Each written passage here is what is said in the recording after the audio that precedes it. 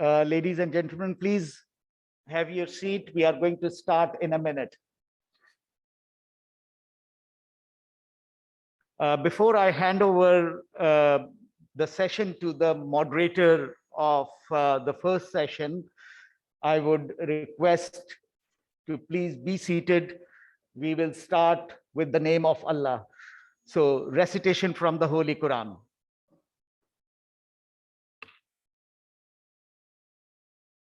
أعوذ بالله من الشيطان الرجيم بسم الله الرحمن الرحيم الحمد لله رب العالمين الرحمن الرحيم مالك يوم الدين إياك نعبد وإياك نستعين اهدنا الصراط المستقيم صراط الذين أنعمت عليهم غير المغضوب عليهم ولا الضالين.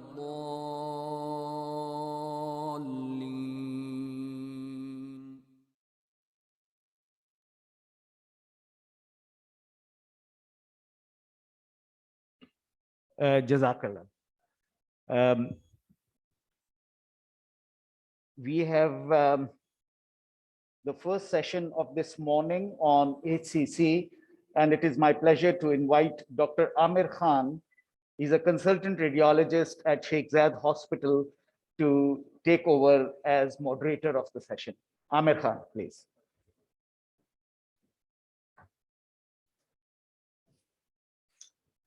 Thank you, sir. Bismillah ar-Rahman ar-Rahim. I am Dr. Amir Khan, and I shall be the moderator for this session today. And on behalf of Pakistan Society of Hepatology, I welcome you all on this session for HCC. And first of all, I introduce you to the chairpersons. We already have Dr. Khurram Shafiq Khan. He is the current president IRSP and working as a consultant interventional radiologist associated with liver transplant team at Sheikh Zayed Hospital and PGMI Lahore. Next to him is Dr. Zahir Shirazi. Dr. Shirazi is head of radiology and consultant interventional radiologist at National Hospital Medical Complex, Lahore. Welcome and thank you very much for joining us today. Now we move on to our speakers.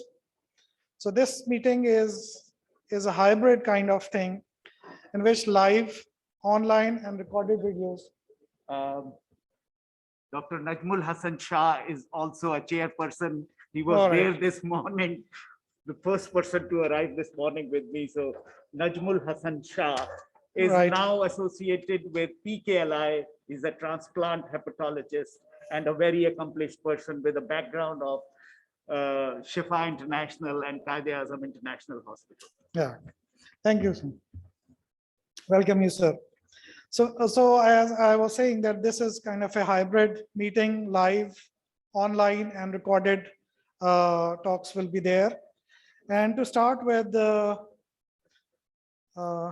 speakers, we have got national and international faculty with us. So HCC remains associated with a high mortality rate, in part related to initial diagnosis, commonly at an advanced stage of disease. As with other cancers, outcomes are significantly improved if treatment is initiated earlier in the disease process. And to highlight this issue, local regional therapies or resection for early stage HCC, which, when and why, I invite Dr. Amar Sarwar. Dr. Amar Sarwar is working as a consultant interventional radiologist at Doctors Hospital Lahore. Dr. Amar.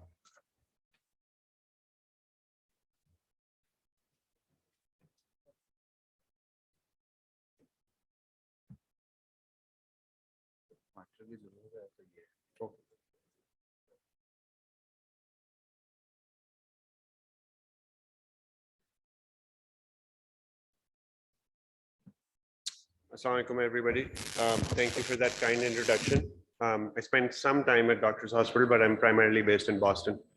The objectives of this talk is to define early stage HCC, review the level 1 evidence that's available for early stage HCC, review guidelines for early stage HCC, and then how early stage HCC is treated in clinical practice.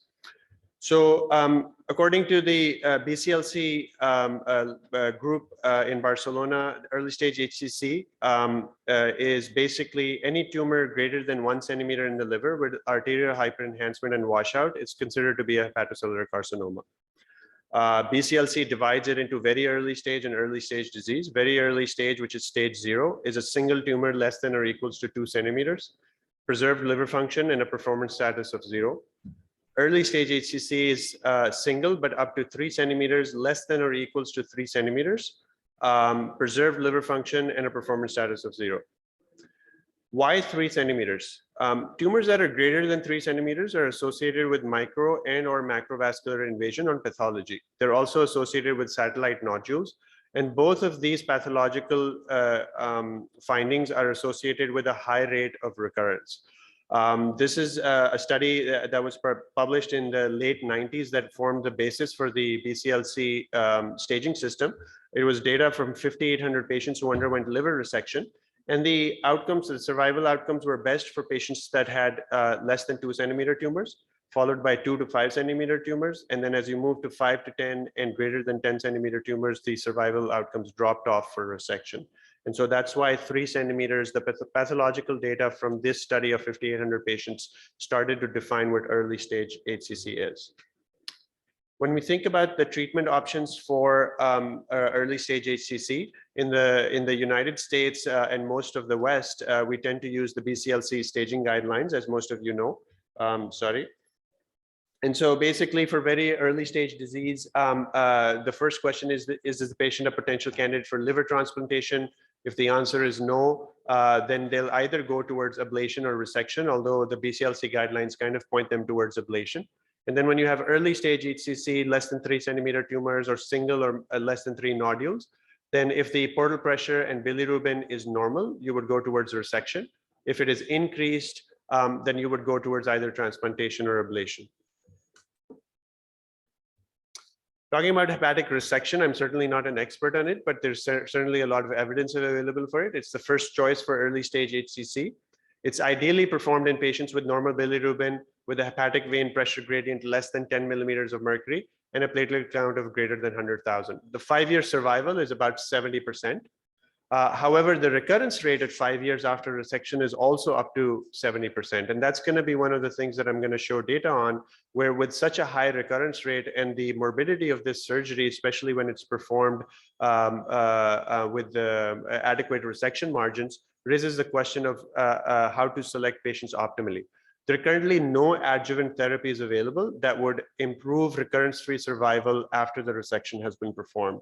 And that's certainly a big gap that we're trying to solve.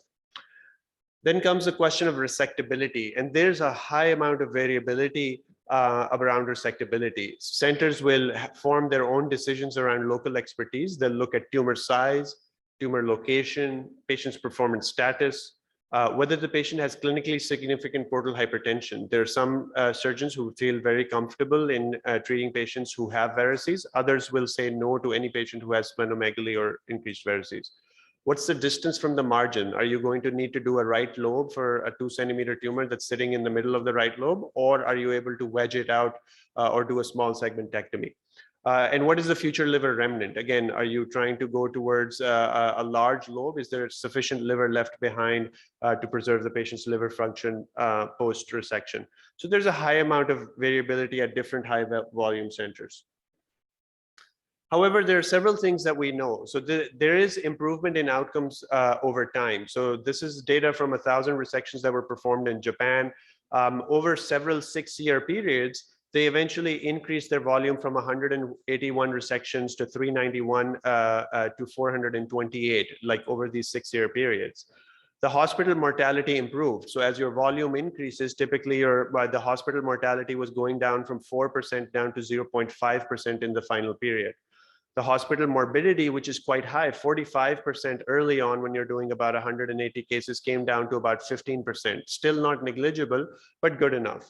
The 5-year overall survival improved over time from 50% to 78%. And so in the beginning of the program, they were kind of at the 50% mark, which is not what guidelines support, but eventually they got close to where the guidelines say like you should be around 70%. But the 5-year recurrence-free survival, despite this improvement in surgical expertise, did not change. 29%, 34%, 30%. So HCC, as we all know, it's a disease of a cirrhotic liver primarily or most of the time.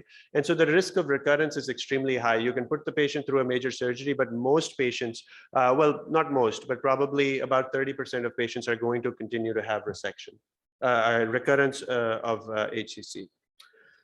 There's also one thing to note about is the volume outcome relationship. So this is data from the National Cancer Database in the United States. They called a high volume center that did more than 10 hepatic resections per year. And they found that this was associated with better outcomes. But when you compare what's stated in the guidelines and what's shown in the data from these large volume center based off of what we use to justify our clinical practice, even in the US, when you looked at a high volume academic center, the 5-year survival was about 43%.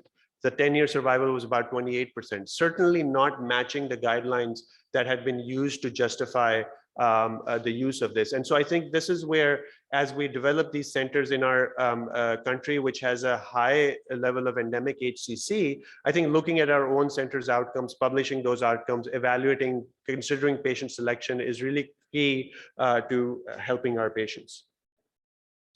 Having spoken about some of the data around hepatic resection, I'm going to move on to ablation.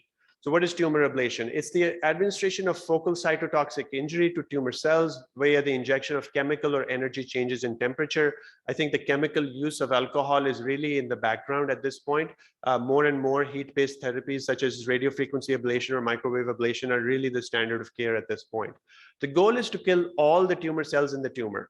And so really the goal of ablation is to achieve complete pathologic necrosis. And I'm going to talk extensively about that in a few slides.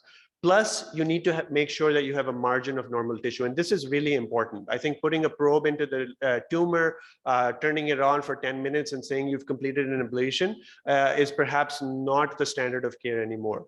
You have to limit damage to the non-tumor structures. These are needle-based therapies. But I think that concept of a margin is really important.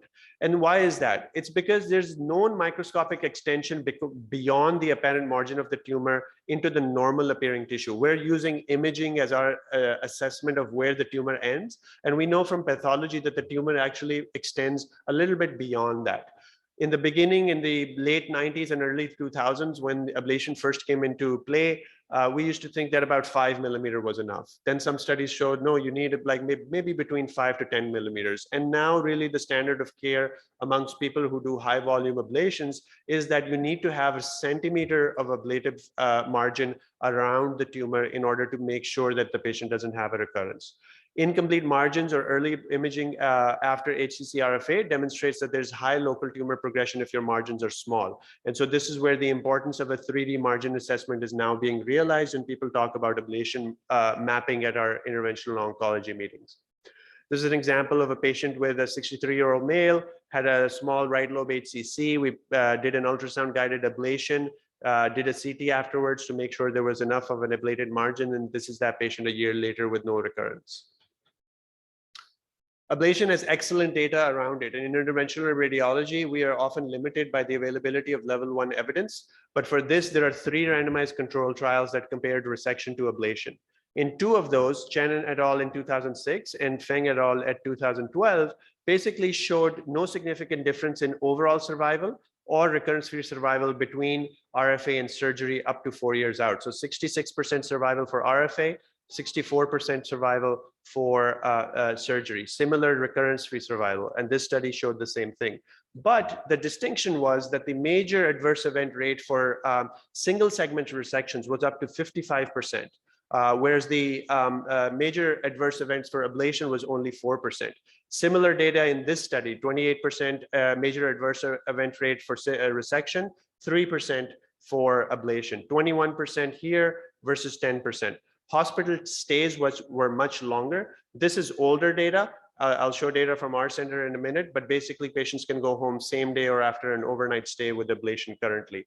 This study did show a difference in survival up to 5 years, 55% for RFA versus 76% for resection. But this also included tumors up to 5 centimeters. And early stage HCC really needs to be limited up to the 3 centimeter mark, because that's the biology and pathological nature of HCC. After 3 centimeters starts to change. There's a lot of improvement over time in ablation data. So 5-year overall survival in the early 2000s, when ablation first started getting reported, was about 50% to 64%. More recent data shows that with good ablation techniques for BCLC 0 and A, less than 3 centimeter tumors, 400 patients, it's gone up to about 86%. So really, as ablation has improved over time, it is becoming more and more effective as a treatment for early stage HCC.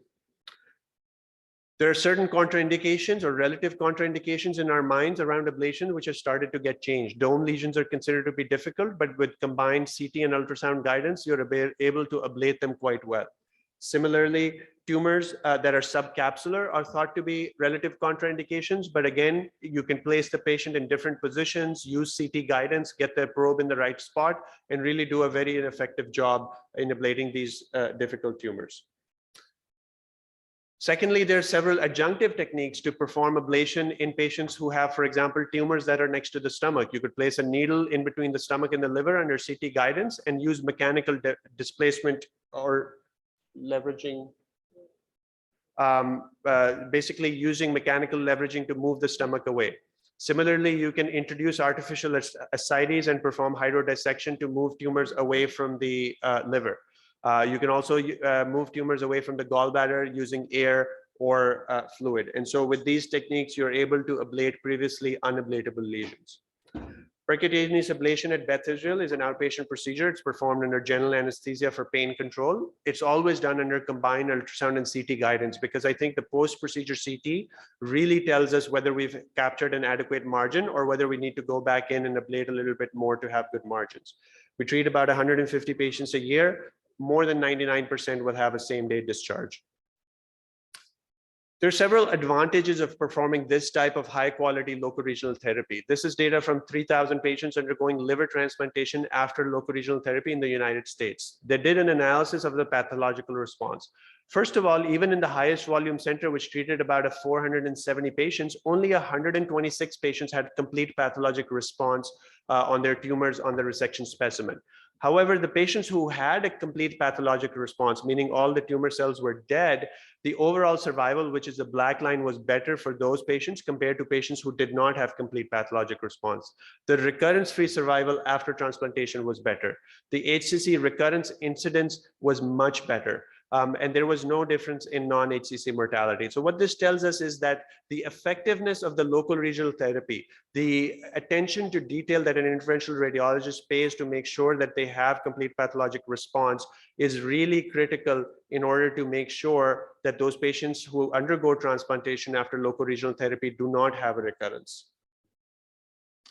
This is a study of our own data. So basically, this is under review right now. We reviewed 912 patients with HCC who underwent local regional therapy at Beth Israel. 187 underwent transplantation afterwards. They were divided into 2 eras, the early era from 2010 to 2000 to 2010, and the later era from 2010 to 2018. First of all, 70% of patients only needed a single treatment. You treated them once with ablation and they needed no further treatment prior to transplantation. Secondly, about 80% of our patients were undergoing ablation for early stage HCC, less than 3 centimeter tumors, and only 19% of patients were undergoing TACE. So we're a very ablation heavy shop. In terms of complete pathologic necrosis, in the early era from 2000 to 2010, only 40% of our patients were getting complete pathologic necrosis. But by increasing the size of the margin, by using CT liberally to make sure we had adequate liberated margins, we moved this up to about 60% of our patients having complete pathologic response after liver transplantation. This is data from UNOS, which shows that in the 140 or so liver transplant centers in the United States, there's only about 4 or 5 hospitals which are above 50% complete pathologic necrosis. And there's a lot of centers that are closer to 20%. The median is about close to about 15%. So 15% complete pathologic necrosis rates for patients who undergo local regional therapy and then liver transplantation. So I think we as interventional radiologists are starting to realize that just saying that you've performed local regional therapy is not enough. And really the quality of the local regional therapy and how much attention you pay to treating each specific patient really starts to push you up to this higher margin and better performing centers.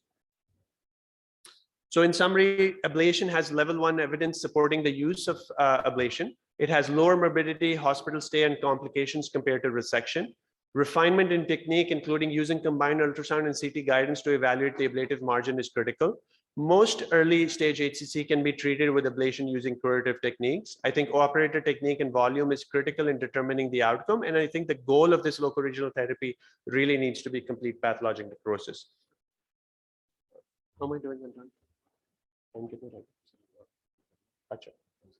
So moving on to transarterial chemoembolization for early HCC. First of all, transarterial chemoembolization started getting used for HCC based off of 2 landmark trials. However, both of them were performed in tumors greater than 5 centimeters. So there's no level 1 evidence currently for the use of chemoembolization for early stage HCC. Compared to supportive care for these larger than 5 centimeter tumors, chemoembolization had better 1, 2, and 3 year survival, but the predictors of survival were the performance status. These are the 2 trials that were published in the early 2000s. I think if we're doing a chemoembolization because it's an unablatable lesion or it's a difficult ablation, then selective is better than lobar. Selective TACE, according to multiple papers, is associated with better tumor response rates, higher rates of necrosis, reduced TACE-related side effects, reduced post-TACE liver dysfunction, reduced risks of non-target embolization, and it's much better tolerated in high-risk patients such as those with elevated bilirubin. So I think selectivity, getting into segmental branches and using selective therapy is really the way to go if you are to pick chemoembolization for early stage HCC. In terms of the evidence base, TACE is certainly not supported for early stage disease in terms of the guidelines, but it's supported for BCLC-B patients using conventional TACE and Lipiodol. No survival benefit has been demonstrated for DEB-TACE. No survival benefit so far has been demonstrated for bland embolization compared to conventional chemoembolization.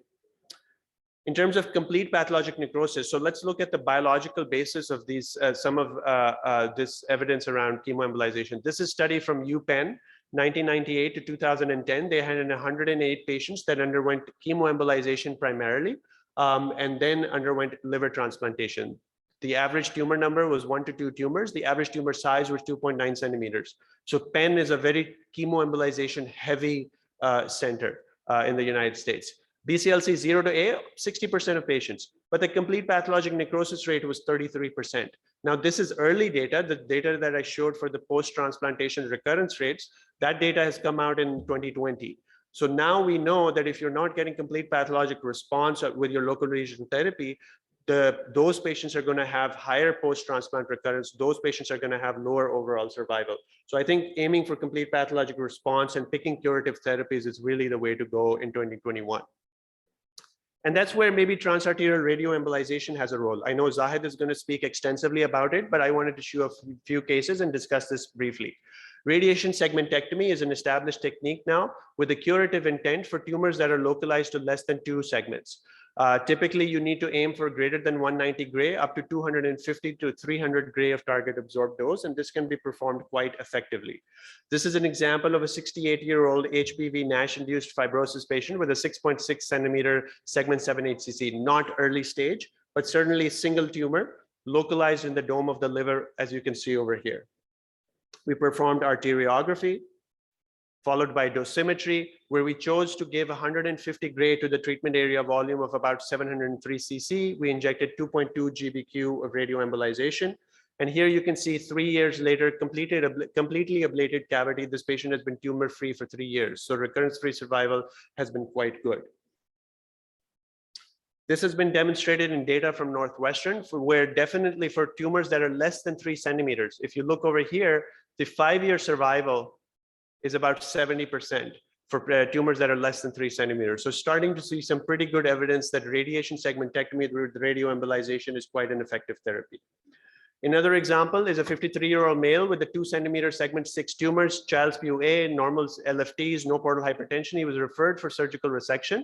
However, the patient had evidence of a branched portal vein tumor thrombus, and so resection was deferred, and the patient underwent neoadjuvant radioembolization. Here, under neoadjuvant radioembolization, we see an arterioportal fistula, but a good tumor blush, and you can see that the planning arteriogram shows technetium localized only to that segment. We performed a high-dose ablative radioembolization. This is the imaging response at 2 months, and then the patient underwent completion for resection. On pathological analysis, they found that the margins were negative for invasive carcinoma. They found that the tumor stage was T1, even though they noted that prior to the treatment, the tumor was 2.2 centimeters and there was portal vein branch tumor thrombus. However, now they saw a solitary tumor without vascular invasion. And so Y90 was used to downstage this patient, remove the segmental tumor thrombus in the portal vein, and get a complete pathological response. Similarly, this is a 75-year-old male, 3-centimeter tumor in segment 4, hypermetabolic HCC, normal LFTs. We did a cone beam CT, localized a single vessel that was supplying the tumor. Given, again, ablative therapy, this patient only required a small amount of activity.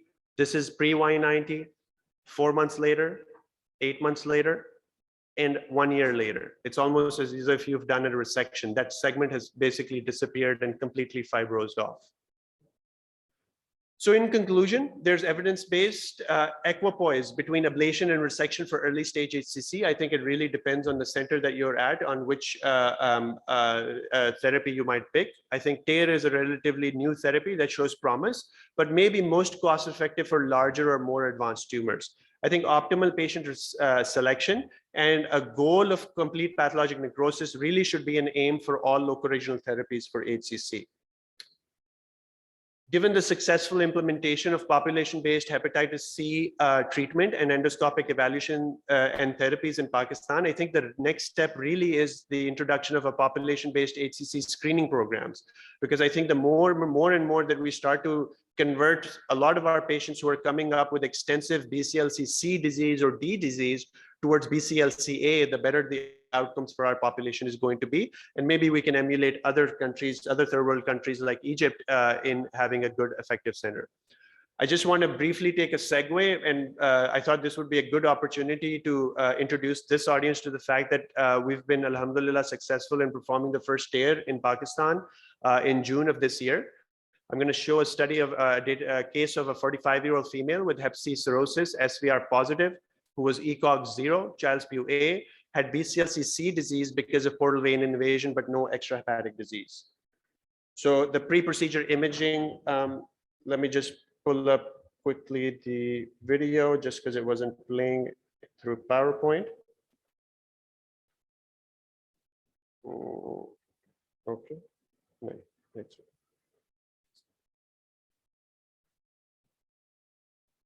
So I'll just pause that here and try to scroll. So basically you can see multiple tumors, but as we go up, this is a tumor that's invading into the portal vein right here and is quite extensive if we follow it up. That can be better seen on this coronal CT image, where you can see the tumor invading down into the close to the main portal vein. So we did a planning arteriogram, hepatic artery angio CT, and then we injected technetium-99 MAA into the tumor. The patient had a low lung shunt fraction, which meant it was safe to proceed with radioembolization. And then this is the 3-month post-treatment scan. There's a complete response in the tumor thrombus throughout the area. The main portal vein is patent. There's no current disease, and this patient has now been referred for liver transplantation. Thank you for your attention. If you have any questions, I'm happy to answer them.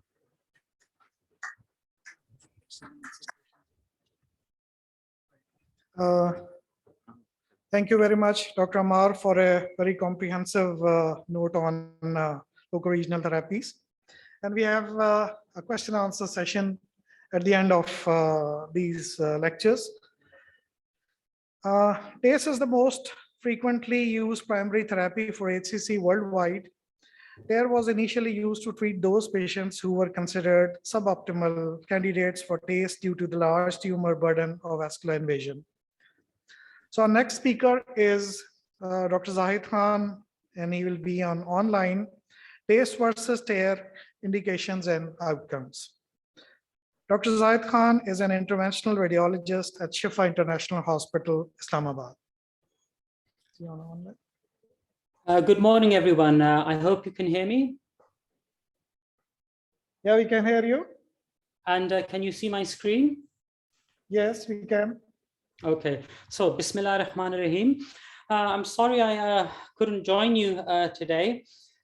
So TACE versus TARE indications and outcomes. So I'll start with the role of TACE. So this is the BCLC guidelines, which we're all familiar with. And what we can see is that TACE is mainly indicated for the intermediate stage B. However, only about 20% of patients actually fall into this group.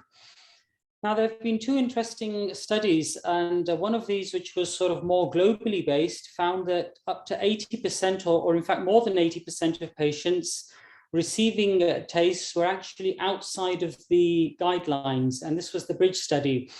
And there was another similar study done by the Italian interventional radiologists, and they found that more than 40% of their cases were being done outside of the traditional guidelines.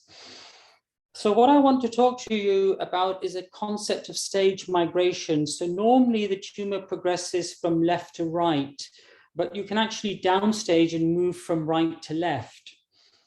So what are the indications for TACE in outside of the intermediate stage? So stage 0, stage A, stage C, and stage D. So Amar already talked about stage B, so we're going to talk about the role of TACE in the other stages. So, so if we start with stage 0 or stage A, and I'll just give you a couple of examples, and we won't go into the details of the algorithm because Amar nicely went through that. Here we've got a relatively small tumor. It's only 2.4 centimeters.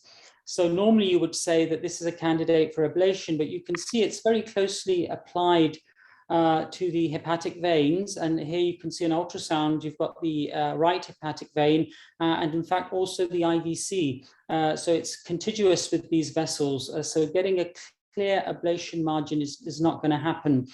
So we actually did TACE on this patient. And on the right is the image where you've got the high signal is from the Lipiodol within the lesion, but there's actually no enhancement on the image on the left side. So we've got a complete tumor response. And again, you can see the pre and post portal venous phase images. So on the right, we have the post-treatment, and on the left, we have the pre-treatment.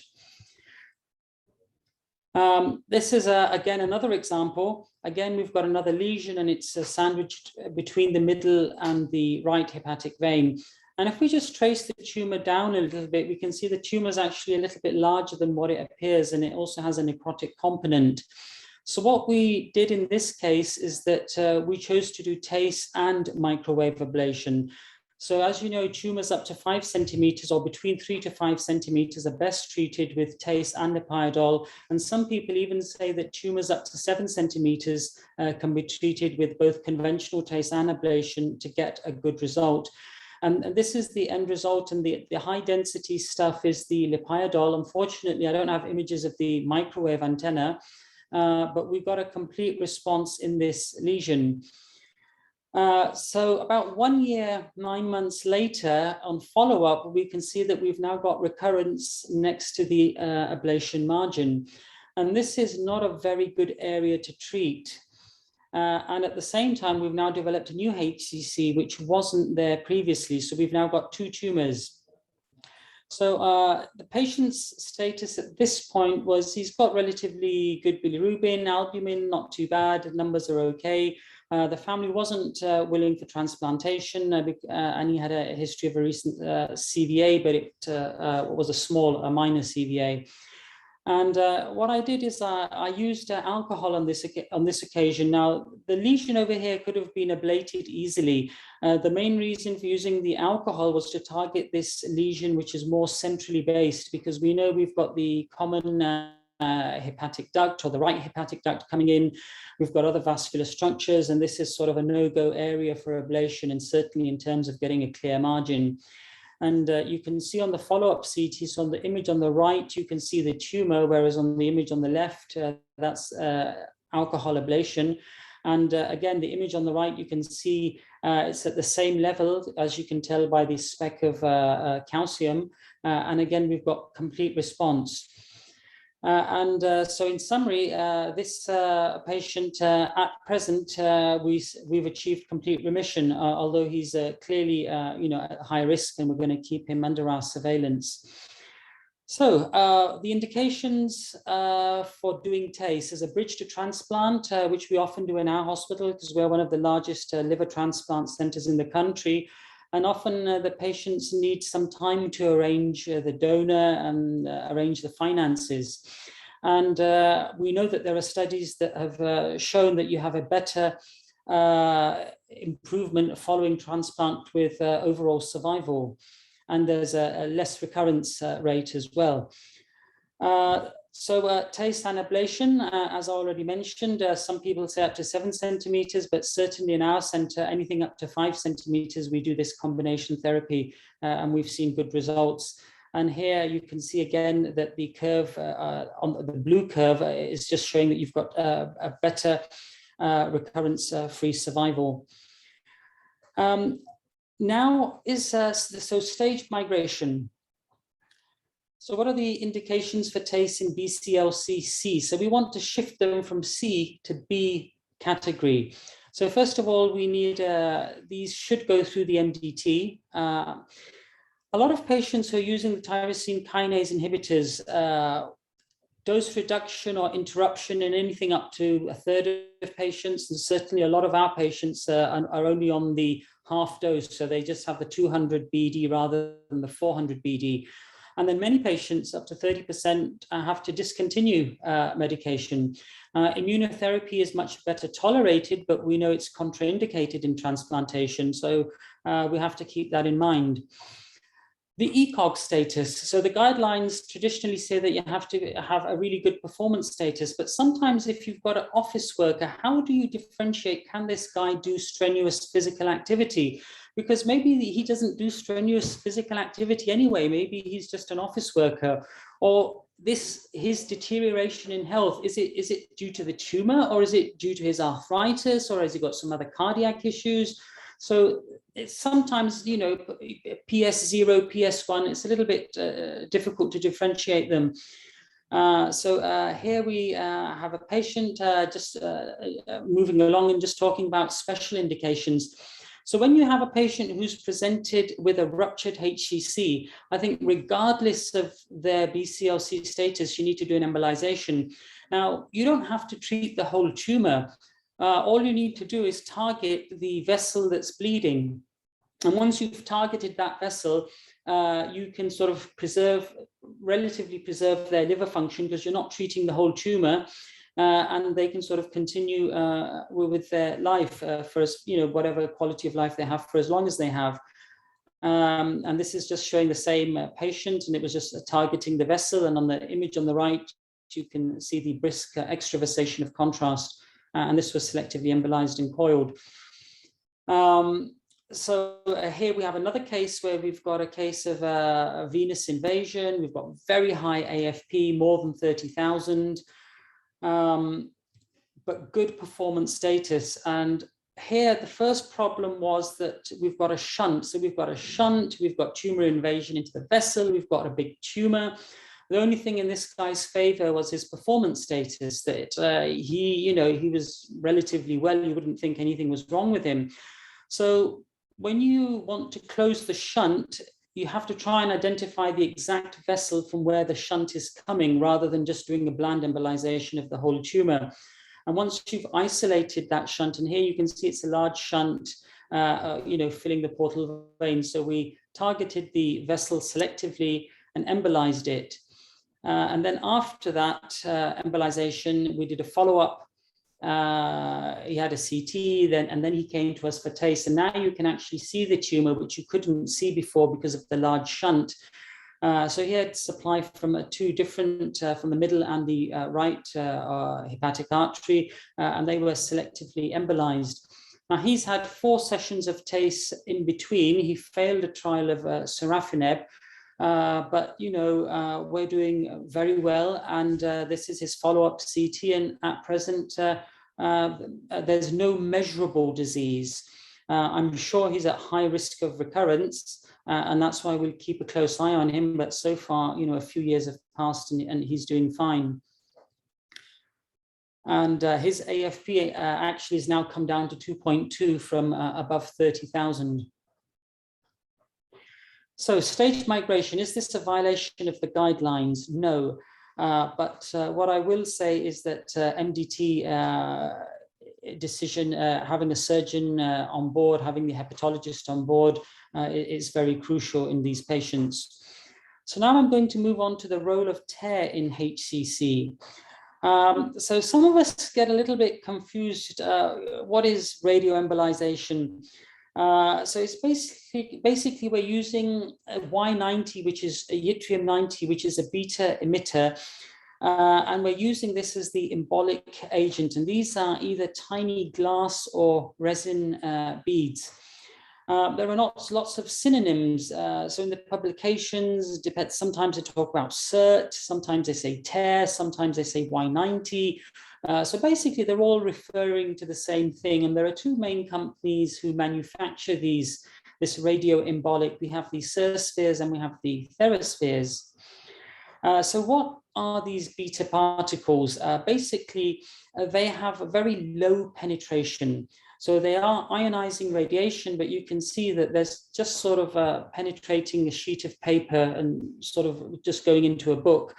And if we look at their penetration, so the maximum range in soft tissues is around 11.4, but that's the maximum range. The average is actually just under 3 millimeters. So they're very localized. They sort of destroy everything where you deposit them. And this is just showing that you can have this by depositing these spheres sort of very closely to each other. You can optimize this crossfire effect. Now, the concept of selective internal radiation therapy, or CERT, is basically to deliver a very high radiation dose to a target area within the liver. The important thing to consider here is the half-life of the beads, which is about 64 hours. So that's 64 hours from the time it comes out the factory to when it arrives in your interventional radiology department. And that's the main issue, is sort of getting these beads and getting them there on time, clearing customs, etc. Now, these beads are actually quite small, up to 30 microns. And what that means is that they get deposited really distally in the terminal arterioles, but they don't cross the capillary bed. Just to give you some comparison, the smallest particles that we have available in conventional interventional radiology are from 50 to 150, and we use those in prostate embolization. So these are actually even smaller than that, so very small. So what are the practical uses of CERT in HCC? So to downstage as a bridging therapy for liver transplantation, similar to TACE. Again, reduce the dropout from the liver transplantation list to downsize to resection. But I think there is this radiation segmentectomy, and I think this is where sort of TARE outperforms TACE. And you can think of radiation segmentectomy as combining TACE with portal vein embolization. You're getting sort of the benefits of 2 for 1. So where do we use Cerspheres or in practice? In cases of intermediate or advanced stage, it says before TACE to keep the treatment pathway open, because when we do TACE, we actually embolize the vessels completely. Whereas, as I mentioned earlier, the particles in TARE are much smaller, so the feeding vessel remains open, and you can actually perform TACE, or you can actually repeat the TARE afterwards. After failed TACE, well, we know that 10% of patients are non-responders. They just don't, you do your TACE, but you just don't get the improvement in outcome that you should. Or in combination with sorafenib, but that can be done with a conventional TACE as well. And where does it fit in with the algorithm? So you can see it fitting in both in the early stage and the intermediate stage, and then again in the advanced stage, especially where we have portal vein invasion. In fact, that was one of the main indications for TARE when it was first launched, because traditionally we would not treat patients who had occluded, main or right or left portal vein branch with tumor thrombus, although there are many studies now where actually TACE is being done in those cases and actually getting very good results. These are some of the studies just showing where you've got different stages of HCC, and you can see the mean overall survival ranging anything from 15 to 18 months, depending on the BCLC stage. Again, just highlighting that the concept of the radiation lobectomy, which is similar to portal vein embolization, where you get hypertrophy of the future remnant lobe, but you also destroy the HCC in the meantime. Now, 2 years ago, we had several studies, and they were very disappointing because we were seeing patients who were actually getting a very good response to TARE, but the SARA, the Cervinib, and the ceramic trials actually showed that the median overall survival was similar or only slightly better. So then why should we be spending all this much money when we're not actually getting the benefit from it? Now, there are two important studies I'm just going to go through very briefly. One's a systematic review from 2020, and they went through a large number of patients, more than 3,000.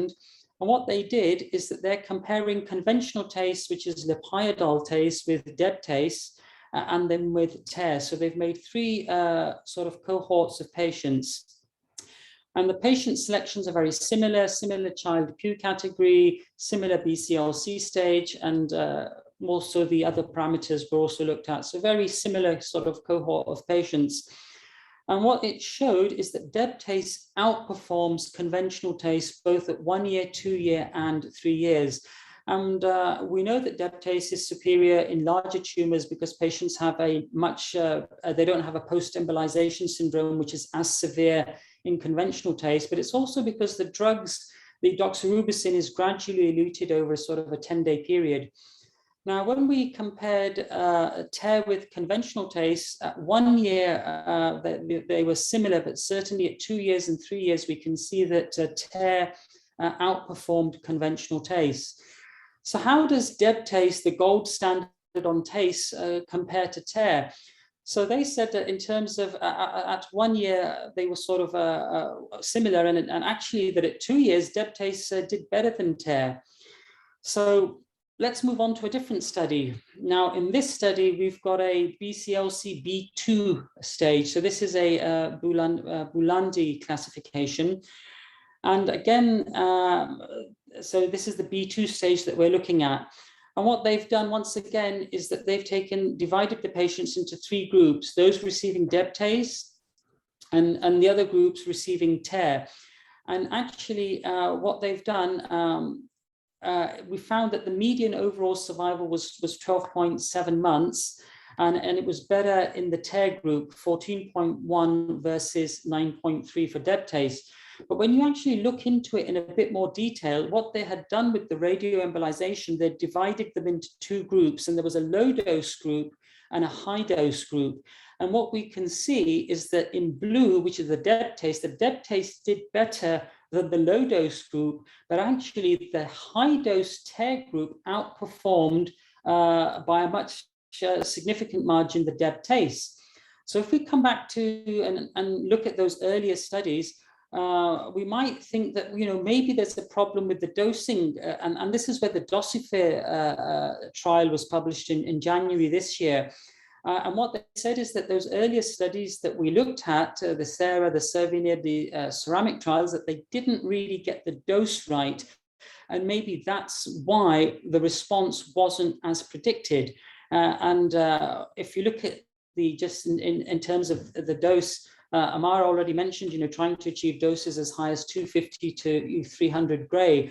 So it's very important to get that high dose in the right place to get the benefit of SIRT. So that means either delivering it very selectively into the vessels. Just a few things in terms of contraindications. So the contraindications for TARE are similar to TACE with a few disadvantages for TARE. First of all, you need slightly better liver function. So they traditionally say you need that the cutoff is a bilirubin of 2, whereas we will do conventional TACE up to or DEB TACE up to a bilirubin of 3. They say they want the albumin, shouldn't be less than 3. There's the problem with the lung shunt. If you have a lung shunt of more than 20%, it's an absolute contraindication. 10 to 20%, maybe you can sort of modify the dose. And the other thing is that when you do the MAA study to check for any shunts, sometimes what happens is that you find, and this is very similar to a case I was confronted with, and you have lots of vessels that you don't normally see when you're doing conventional TACE, but they are there. And one of them is the supraduodenal artery. Now, if it comes off the gastroduodenal artery, it's not a problem, and you can embolize the gastroduodenal artery. But often it can come off the proper hepatic. And I certainly had a case where it was rising a bit more distal to what you're seeing on this picture. And what I can tell you is that this is always a 1 millimeter vessel. And what that means is that either you then have to split the dose and go into the right and left hepatic arteries selectively, or you have to embolize this vessel. And you're going to need a 1 millimeter coil and a lot of patients to target and embolize these vessels. And while, yes, it can be done, it is a little bit challenging. What I would say finally is that certainly when we're dealing with non-cirrhotic livers, especially in the context of metastatic disease and colorectal mets, I think TARE is brilliant because you don't have any good alternative. We know that Debiri is not really that effective, which is similar to TACE using irinotecan. So when you're dealing with metastatic disease, certainly, and you've got good liver function, TARE, really has to be considered. But in the setting of HCC, liver function is something, which has to be considered when you're doing radioembolization. Thank you, everyone, for your attention.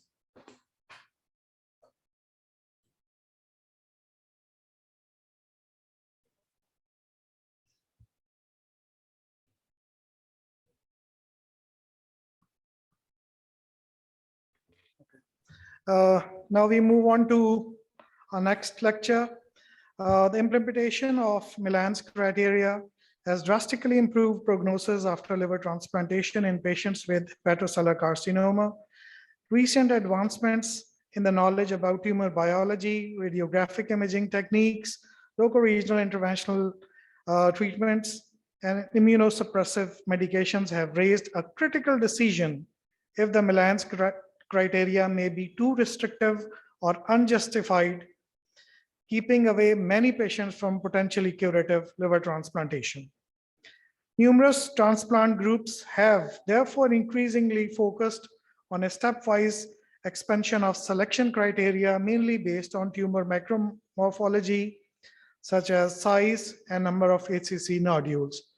To talk on this discussion, liver transplant for HCC beyond established criteria, I invite Dr. Faisal Saudar.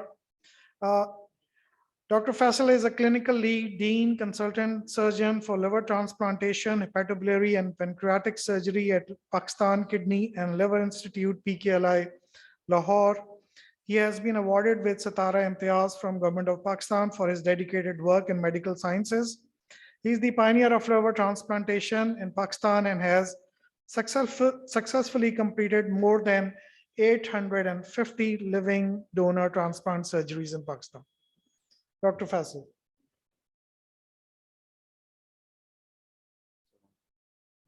Okay.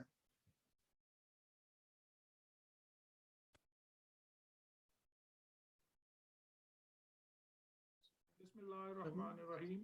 First of all, I would like to thank Pakistan Society of Hepatology for their kind invitation in this conference. So the topic assigned to me was liver transplantation for hepatocellular carcinoma beyond the usual or standard criteria.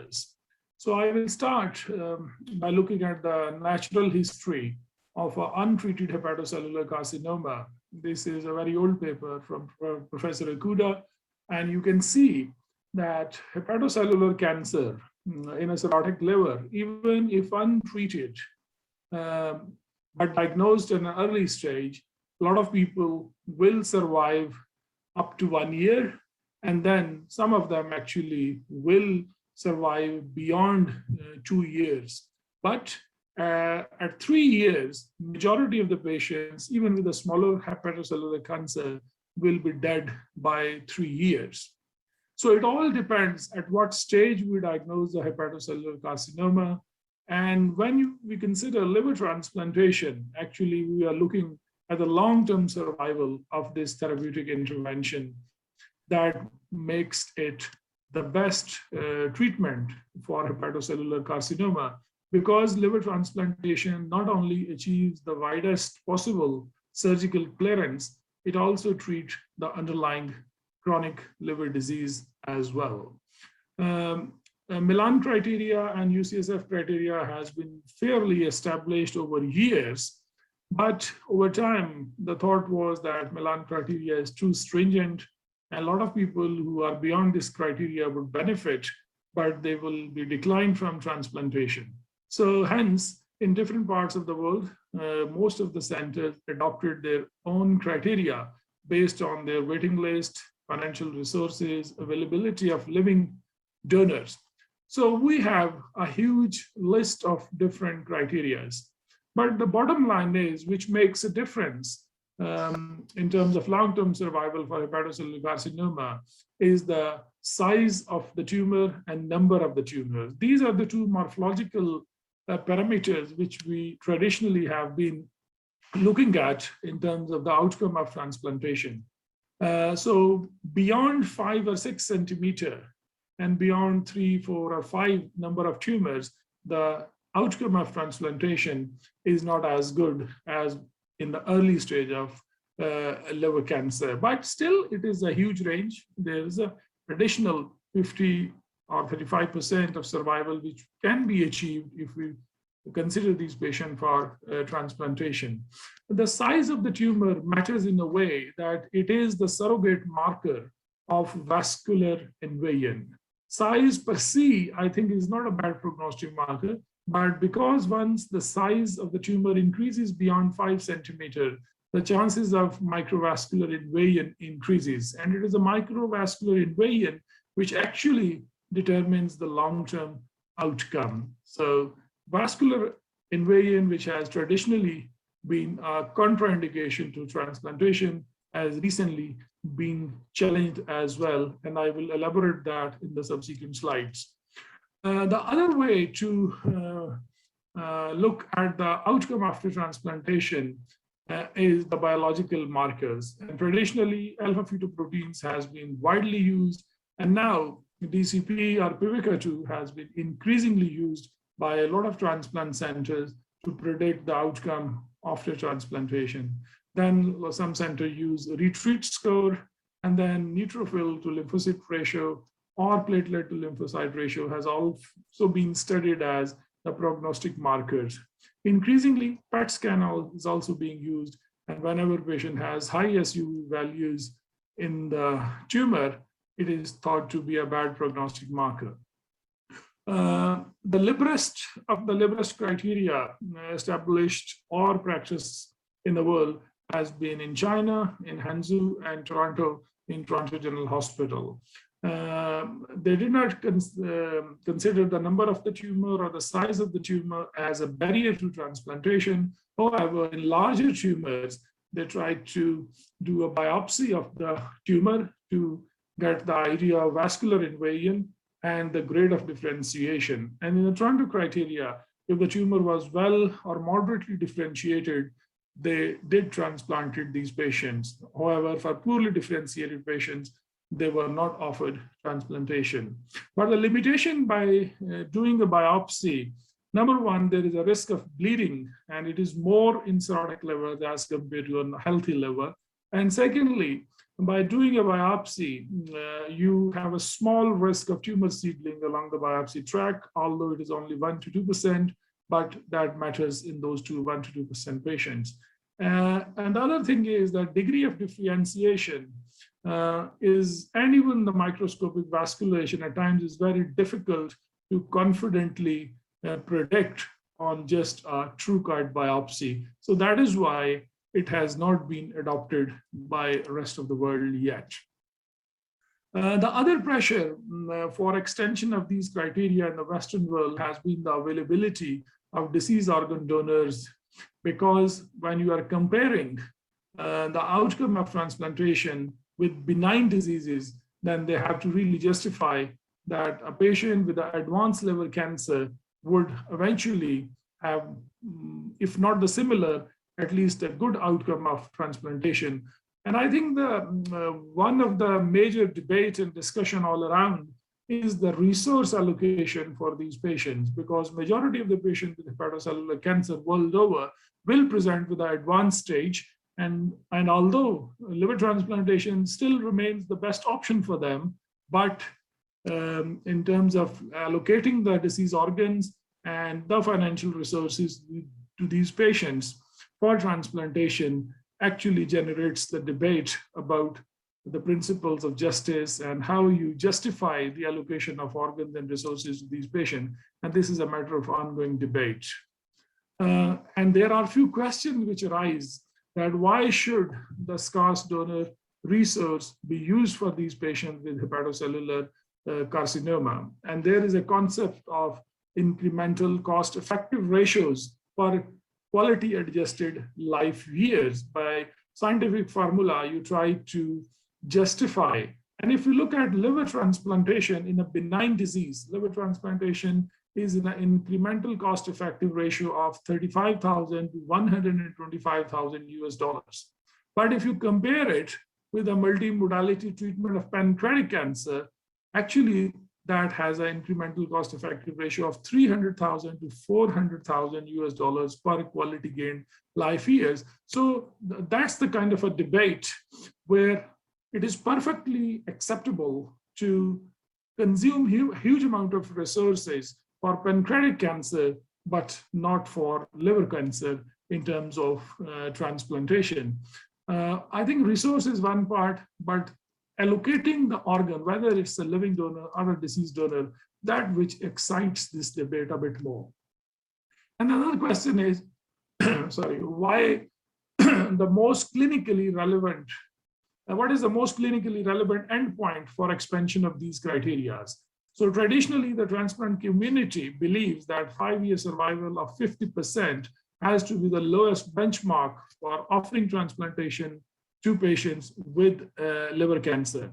And then you have to justify the harm being done on the waiting list to patients with benign diseases. So by calculating this different Markov models in the Western world, for a hepatocellular carcinoma, if you believe the 5-year survival is 61%, then you can probably offer liver transplantation. But that again remains a matter of controversy and debate. Another question is whether these criteria should be different in a living donor liver transplant as compared to deceased donation. And living donor, as you know, is a radical treatment option that does not impact the waiting list. And the recipients are not competing for donors, but here their own beloved one is donating an organ. But the question is, it all depends on the willingness of the living donor to assume the risk of his or her own health in order to be able to provide treatment to another person whose outcome might not be that great.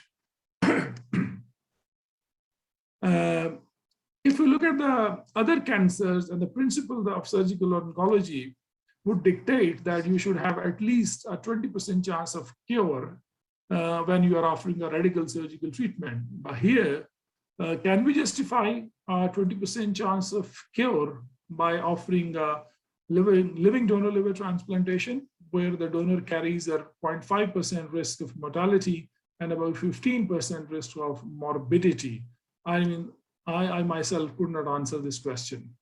And then the debate become even more interesting when we add the patients in the downstaging group, because you exclude patients because their size is big, their alpha-fetoprotein level is high, and you treat them with local regional therapies and a combination of local regional therapy and immunotherapy in more recent times than sorafenib from last few years.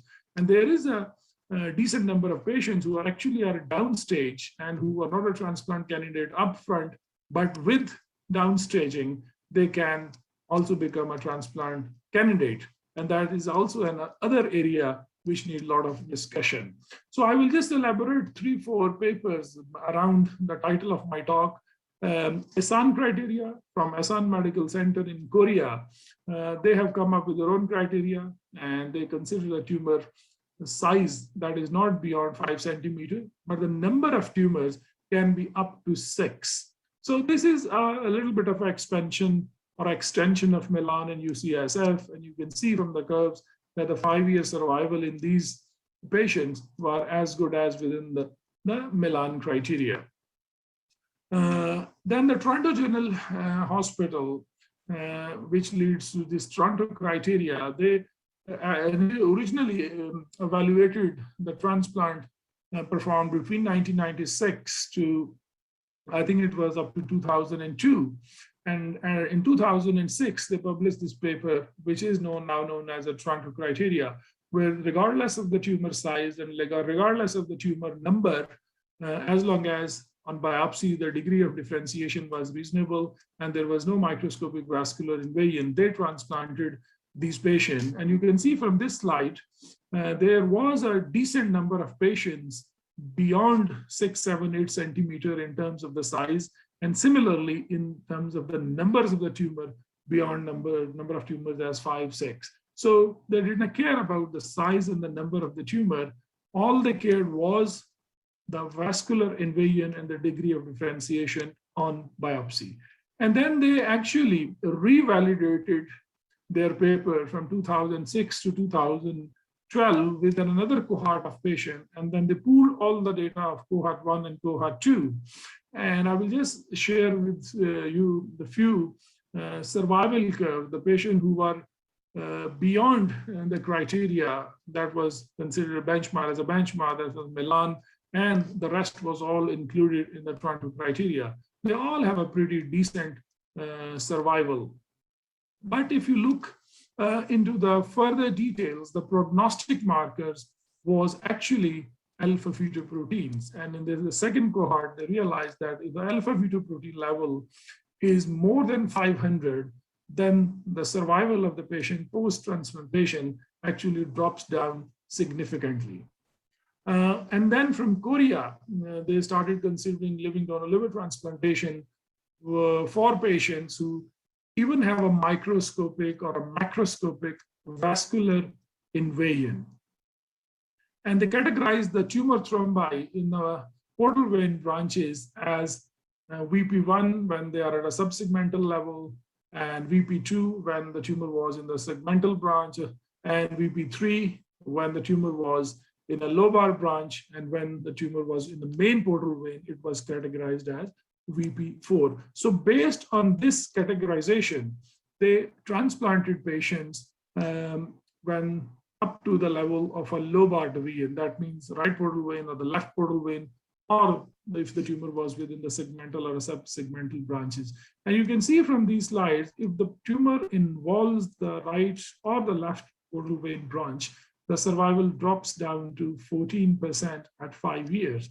But if the tumor was well within the liver in the segmental branches, the 5-year survival was between 63 to 65%.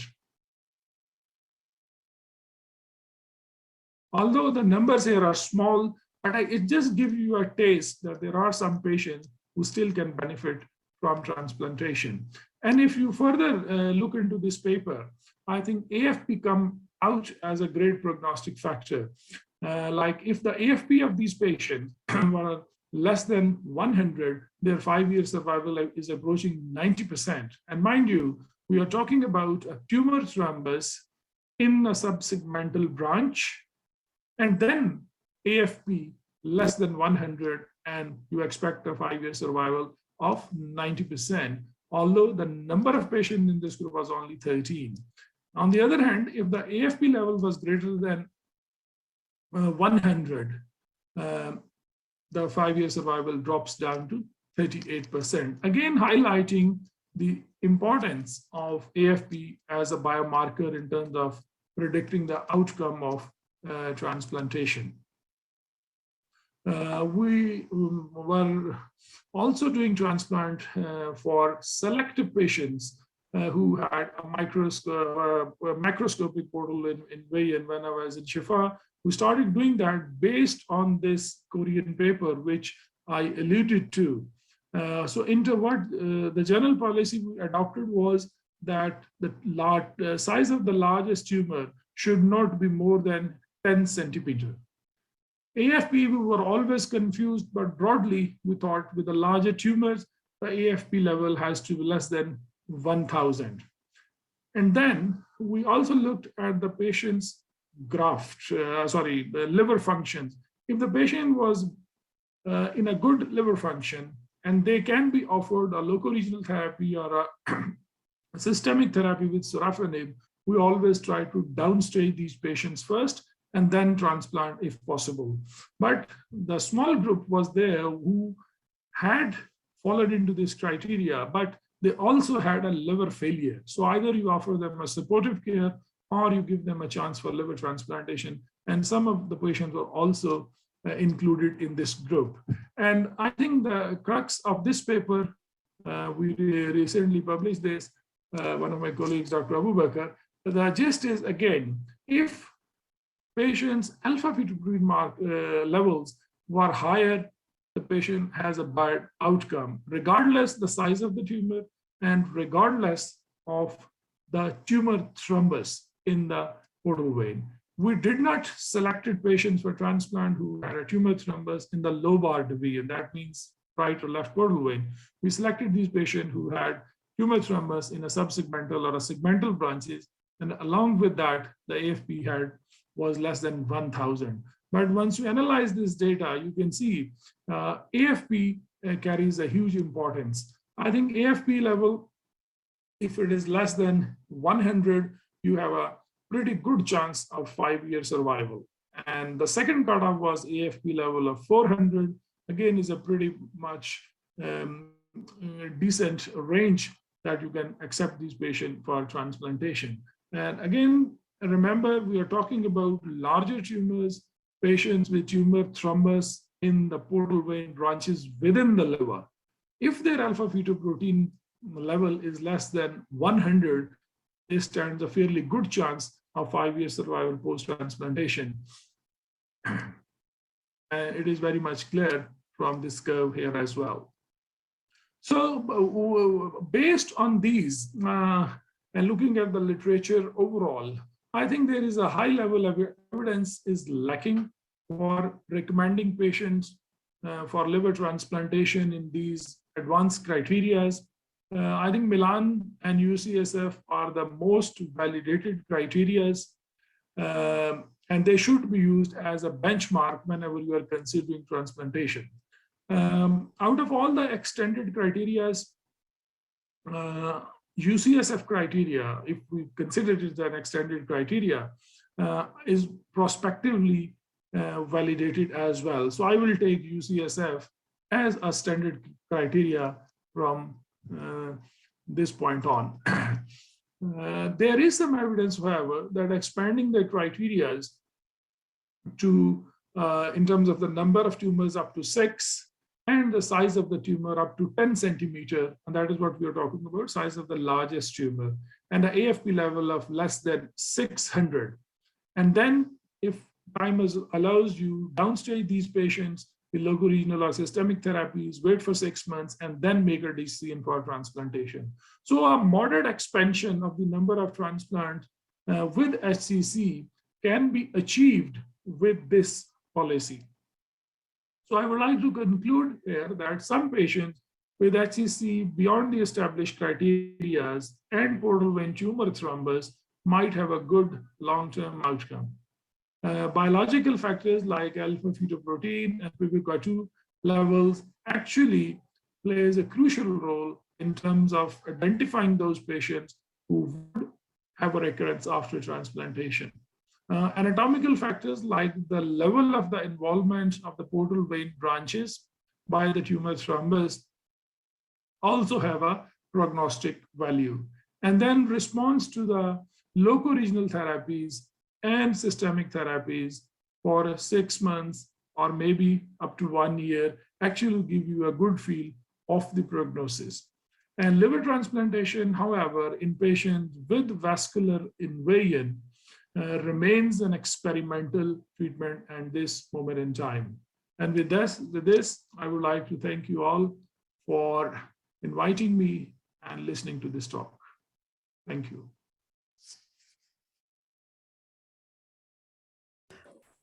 Now we move on to our next lecture. Hello, can I interrupt? Sorry for the interruption. Actually, thank you very much. Sorry for not being there. Actually, I have to do a pediatric transplant, so I might get busy. So I would request if you can allow me for this 2 or 3 minutes if anybody want to have a question or have a bit of a discussion. So if I'm stuck later on, I might not be available. Is that okay? Yeah, that's fine. Thank you. If anybody wants to ask any question.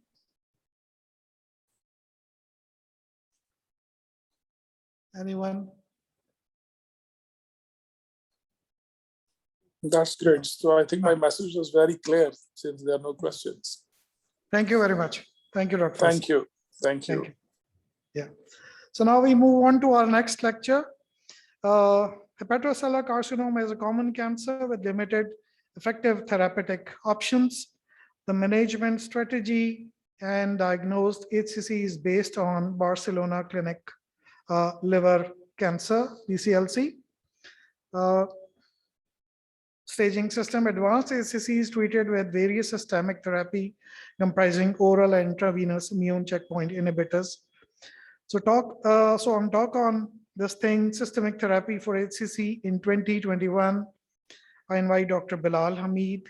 Dr. Bilal is an associate professor of medicine, director of transplant hepatology fellowship, and associate clinical chief of hepatology, University of California, San Francisco.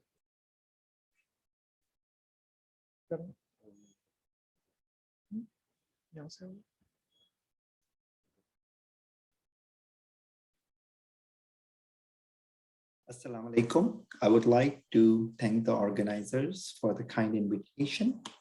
This is a very important session on hepatocellular cancer. So far, all of you have heard about local regional therapy, resection, and liver transplantation.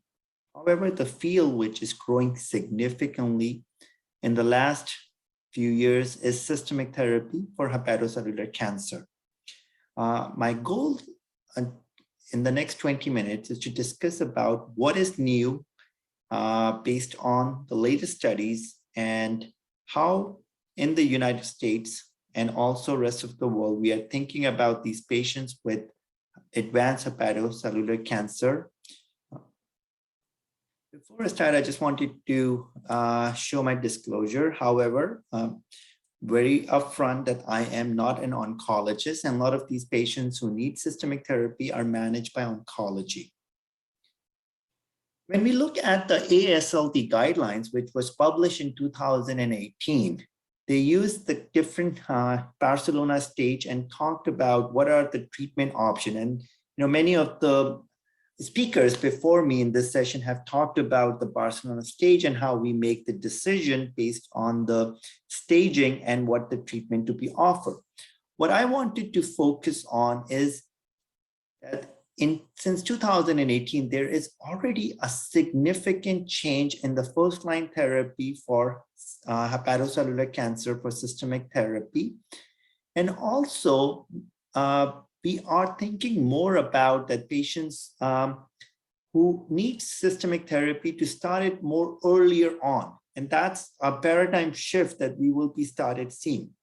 This is modified from ASCO, and I, borrowed this slide, which actually showing, again, the similar for the Barcelona stage. But one point I wanted to do focus on that now there is an increased attention to start systemic therapy more earlier.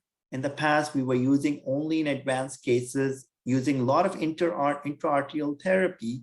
But what we have found out that there are certain patients who would be benefit to start systemic therapy early on, especially when we worry about that because of their cirrhosis and advanced disease, they may have more concern for decompensation of the liver, and they may not tolerate the systemic therapy if you move forward.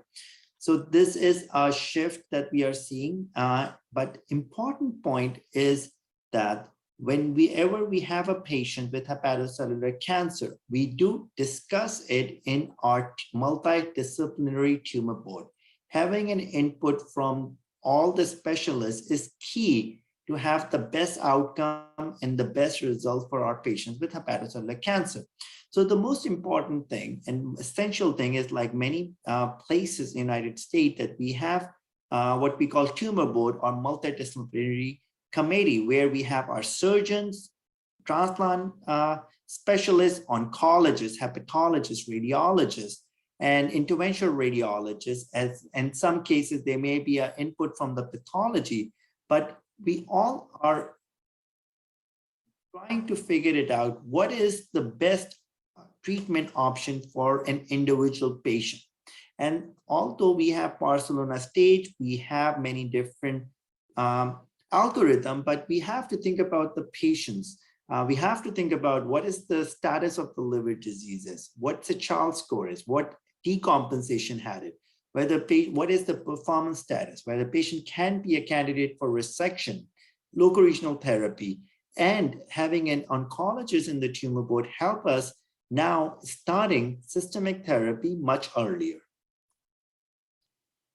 There is a good amount of data that if you have a multidisciplinary care, it does improve hepatocellular outcome and survival. So I have an idea that there are a few places in Pakistan who has a multidisciplinary tumor board, but I just wanted to again bring it into the main highlight that every program who is managing patient with hepatocellular cancer should have this multidisciplinary tumor board so that a patient can be discussed and the best treatment modality should be offered to that patient.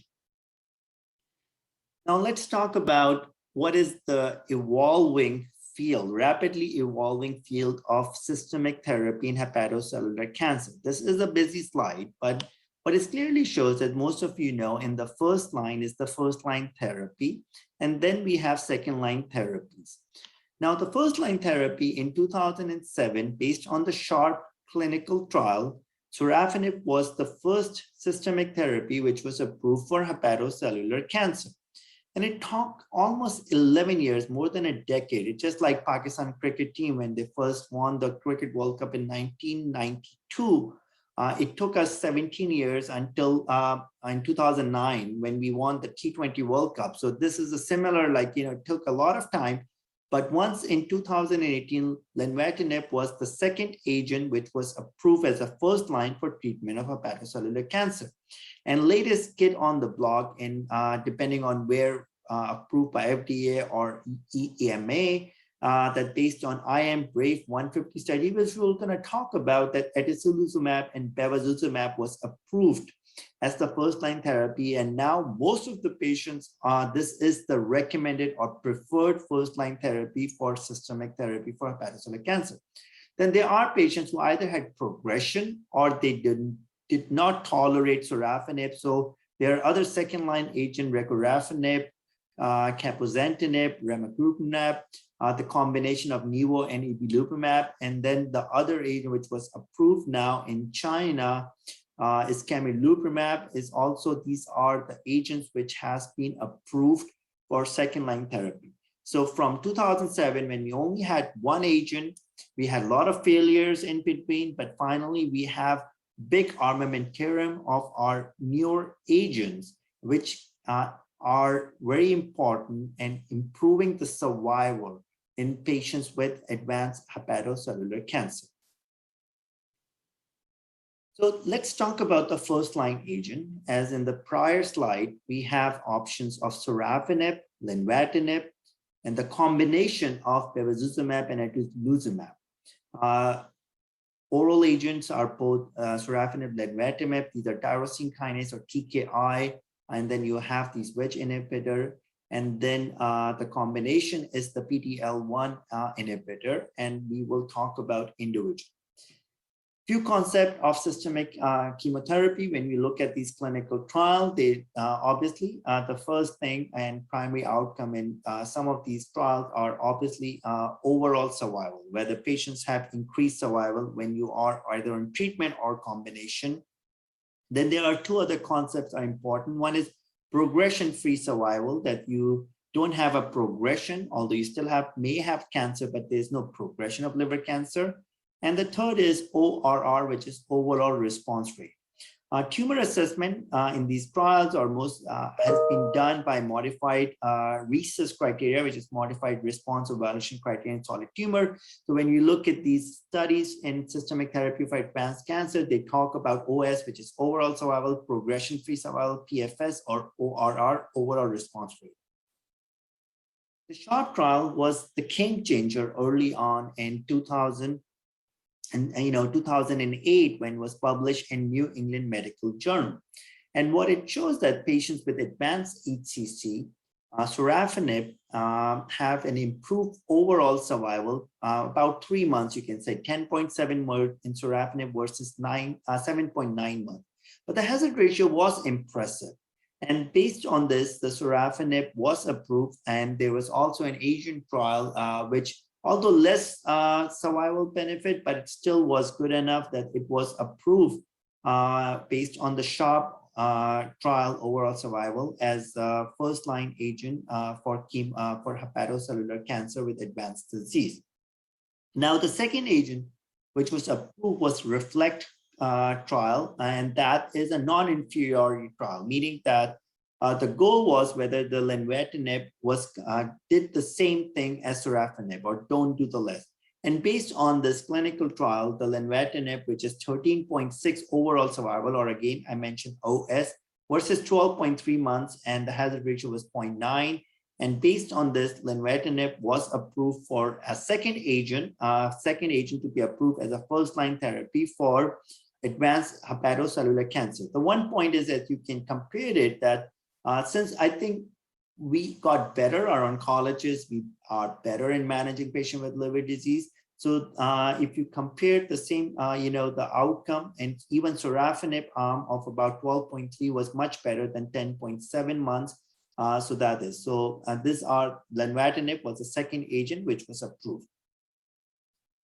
We look at the clinical factors that how we decide, at least in these two agents early on. We do have phase 3 clinical trial on both these. The inclusion criteria was Charles A cirrhosis with a good performance status. One point to note in lenvatinib that patients, although had Charles A cirrhosis and good performance status, they excluded the patients with greater than 50% liver involvement and whether the main portal vein was involved for bile duct invasion. It does not mean that this is not going to work, but they did not include these patients in the clinical trial. There is also improved survival versus placebo in efficacy in sorafenib and non-inferiority as measured.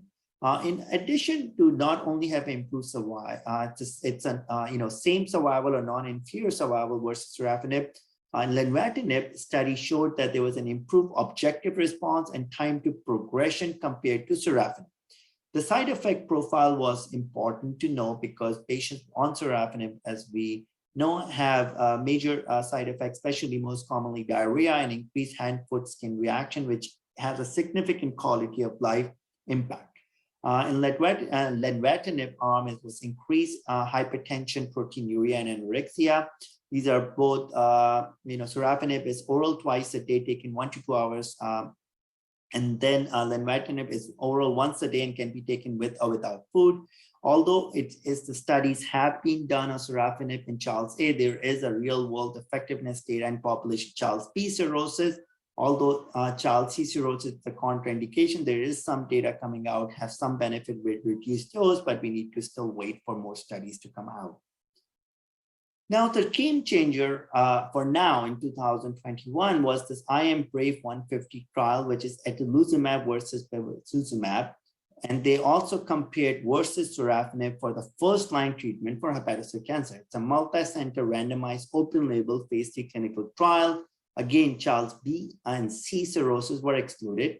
Patient with locally advanced ACC or metastatic or unresectable with no prior treatment, Charles A, good performance status 501. And the primary co-primary endpoints were overall survival. So they had two arms, 2-to-1, with etolizumab and bevacizumab versus sorafenib 165, and the treatment until patients have this overall survival. So the important updated data, although they did publish one and they got a expedited approval, but then the updated data, which was presented in ASCO meeting and also now published in a journal now, is that the etolizumab and bev arm has much better overall survival, median of 19.2 months as compared to 13.4 months. Which is statistically significant with an excellent hazard ratio. And you can clearly see the benefit of the combination treatment versus sorafenib. And based on this data, now the preferred first-line treatment in the US is the combination of etolizumab and bevacizumab. It does not mean that sorafenib, there are patients, there are certain contraindication or exclusion in the etolizumab, bevacizumab arm, especially there were patients with autoimmune disease, which was not like most of these trials, they didn't have advanced disease. So patients who have advanced Charles B or C still have sorafenib arm. So that is some of the patients that may be still using sorafenib. I did not look into it whether this combination is available. I don't think so in Pakistan, but this is the future right now of systemic therapy as a first line in advanced ACC. Not only that, that they have a better overall survival, the quality of life is also much better in the combination treatment. And I just wanted to focus on one thing, that if you look at the symptoms as compared to sorafenib, the diarrhea was lower. There is definitely, hand-foot syndrome, which much higher in sorafenib, and the hypertension, proteinuria is more. So symptomatically, patient on sorafenib has poor quality of life because diarrhea and hand-foot syndrome and skin rashes were definitely patients seeing more as compared to hypertension or proteinuria. And so that is the one of the factors that look into it. One thing is also very important, that these patients who are in this combination, there were slightly more increase of GI bleeding. So we do recommend violation for varices, and based on the guidelines, and if you can treat the varices, that would be good before starting the treatment. So when you look at the landscape for advanced HCC, in 2020 was different, but now the 2021 is basically we are going more toward etolizumab and bevacizumab arm. So what options do we have if there is a progression of HCC on the first line agents? So we have now many second line treatment options, cabozantinib, regorafenib, especially patients who had progression on sorafenib, ramucirumab, nivolumab, and then you have combination agent and also camrelizumab. We don't have time to go into individual studies, but this was just to give you an idea of a second line agent. There are three important trials: the RESOURCE trial, Celestial, and REACH2 trial. Which the resource are regorafenib versus placebo, cabozantinib versus placebo, and ramucirumab. Important point is that what were the reason for discontinuation of the first line agent? In RESOURCE, which is a sister drug of sorafenib, regorafenib, there was a radiological progression on sorafenib. The other agent is that either progression or patient did not tolerate sorafenib. As I mentioned, there are significant side effects on it. And they have different target like tyrosine kinase inhibitor, cabozantinib, and then you have monoclonal antibody. And the prior treatment and all these were sorafenib at that time. One point to note that patient with ramucirumab, alpha fetoprotein of greater than 400 is one of the indication that has been used if someone has a greater than 400 alpha fetoprotein that has shown a better benefit as a second line agent with this compound. So if you look at, it's not head to head, but just a different trial versus placebo as a second line agent. So this was the regorafenib, 7.8 in a placebo versus 10.6. If you look at the Celestial trial, there were two different trials, but it shows also a benefit or improved overall survival. And same with the REACH2 trial with ramucirumab, that you have an increase in survival. And not only that you have better overall survival, you also have a progression-free survival. So patients who failed the first-line therapy, now we have many different second-line therapy, which has also had improved survival and progression-free survival based on different studies. So what are the different options that which I have mentioned? So the inclusion criteria, how we use it, that patient who tolerated sorafenib but with radiological progression. Cabozantinib is a phase 3, which is intolerant to sorafenib with or without, could have received an additional line of systemic therapy. And ramucirumab, that patient with greater than 400 alpha fetoprotein, and they have improved overall survival, and side effect profile were similar in both regorafenib and cabozantinib arm of the TKI. And ramucirumab is well tolerated with low rate of dose reduction or discontinuation. These are both regorafenib and cabozantinib are oral agents since they're TKI, as compared to ramucirumab, which is IV infusion every 2 weeks. So other second line agent which was approved based on the Checkmate 040 study, which I know that is available, very expensive in Pakistan, is nivolumab. And this was early analysis of phase 1 and phase 2 Checkmate, which has 182 patients previously treated with sorafenib, which has this median overall survival of 15.2 months.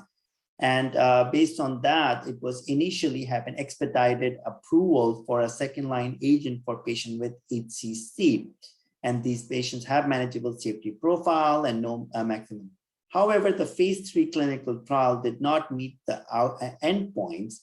And based on that, nivolumab, which had been given the accelerated FDA approval into April of this year, 2021, there was an oncologic drug advisory committee who was voted against the continued acceleration approval of nivolumab in America for treatment of HCC who was previously treated with sorafenib.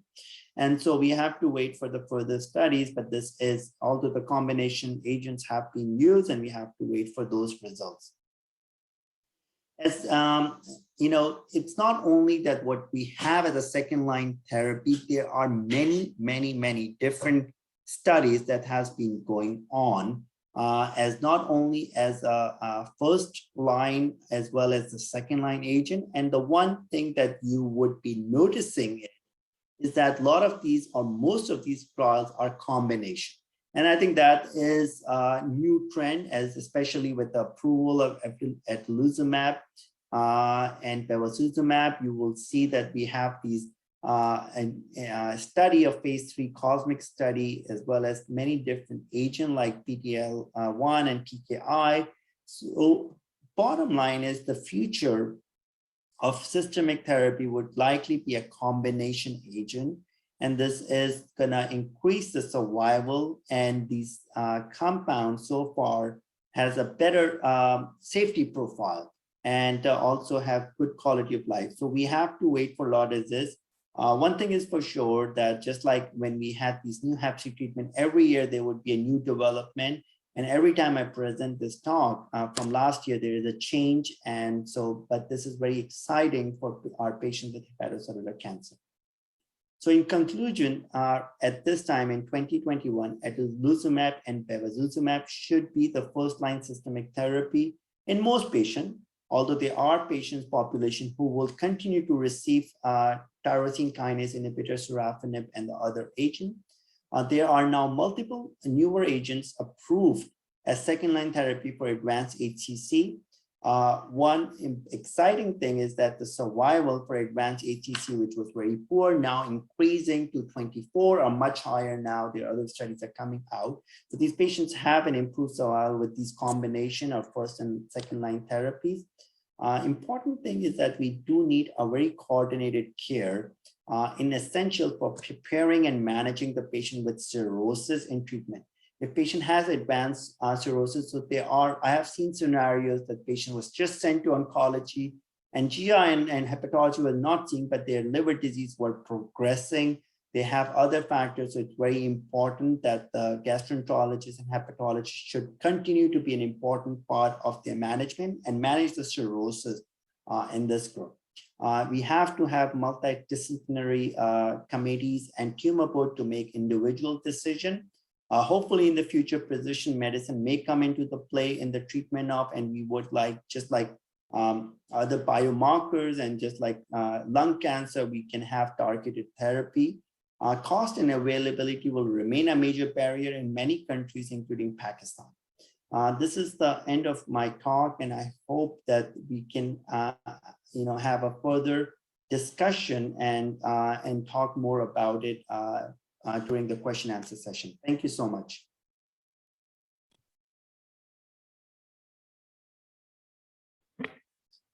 Thank you, Dr. Bilal. Now we move on to our next and the last lecture. The diagnosis the tumor has very often reached an advanced stage and curative treatment options are missing. Thus, early diagnosis would help the patient and prevent increasing healthcare costs. The method for early detection of hepatocellular carcinoma has been well established by means of regularly screening patients at risk for developing HCC. So to talk on too little, too late, how to increase early detection for HCC, I invite Dr. Paul Koo. Dr. Koo is working as a professor of medicine and director of hepatology at the Stanford University. He has distinguished himself in the field of hepatitis C therapeutics and has been the principal investigator on multiple international trials. He recently authored the ACG clinical guideline evaluation of abnormal liver chemistry. Dr. Paul.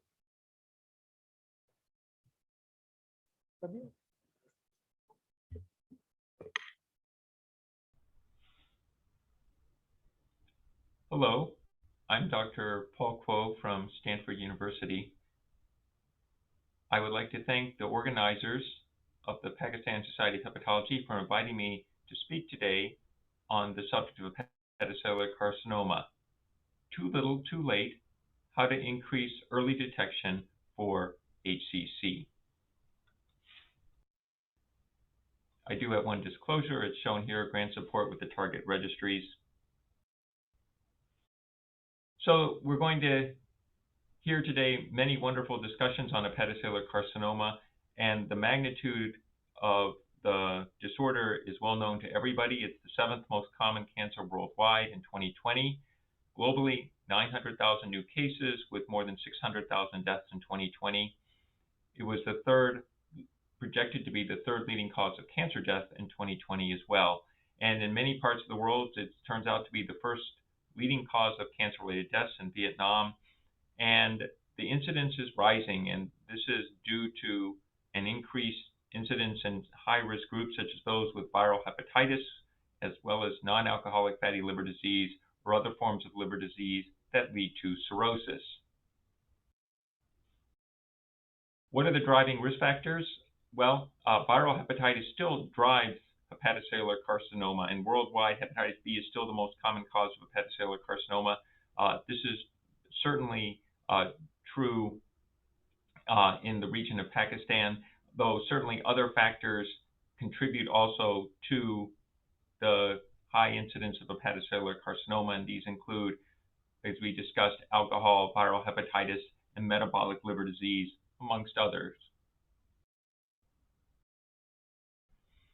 Why detecting early hepatocellular carcinoma is challenging is because it's only a small % per year of individuals who develop hepatocellular carcinoma. It rarely develops in the setting of normal liver disease, so we are seeing a small signal in those with non-alcoholic fatty liver disease. And of course, we've known about the risk of HCC in those with chronic hepatitis B. However, in patients with cirrhosis due to the etiologies, including viral hepatitis, metabolic liver disease, and other etiologies, these are the individuals who, when they develop fibrotic liver disease and cirrhosis, will be at increased risk for hepatocellular carcinoma.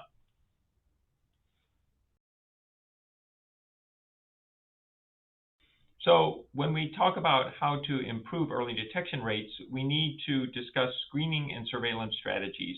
And so just by way of definition, screening means the application of diagnostic tests, imaging procedures in healthy individuals. This is a one-time test, and surveillance is a serial application of blood test imaging or procedures in an in-risk population.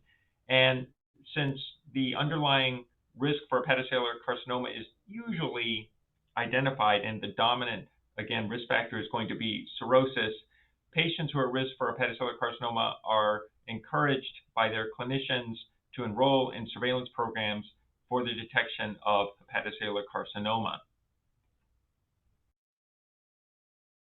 And why is this important? It's important because early detection allows curative treatments. And I show you here the Barcelona Clinic liver cancer algorithm here. And as you can see here on the left, that if you diagnose somebody with hepatocellular carcinoma and they are either stage 0 or, again, early stage hepatocellular carcinoma, and this means that either it's less than 2 centimeters or it's 1 hepatocellular carcinoma or 3 with nodules less than 3 centimeters, these individuals can undergo potentially curative treatments, of which we have resection, transplantation, radiofrequency ablation, and all of these can potentially cure hepatocellular carcinoma. And when you diagnose somebody at the earlier stage and you provide a therapy, you improve survival rates in those with hepatocellular cancer.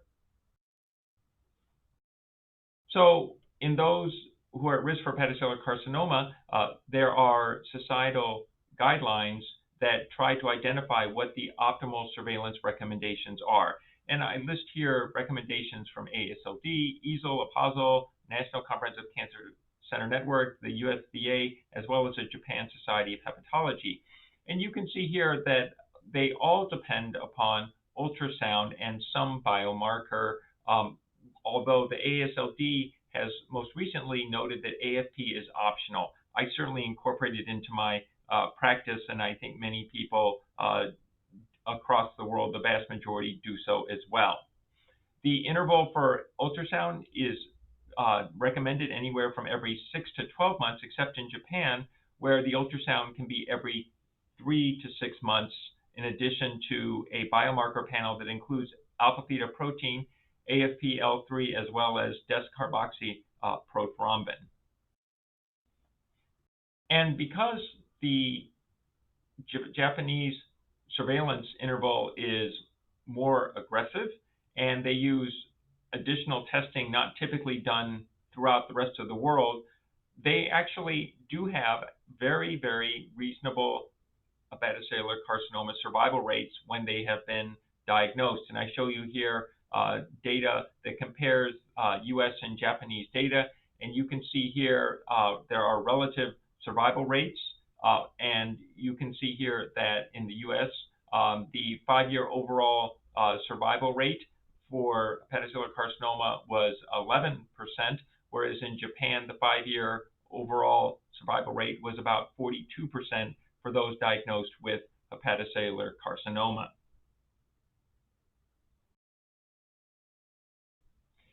So ultrasound is the predominant imaging modality, but it's not the only one. Ultrasound has many advantages. It's non-invasive.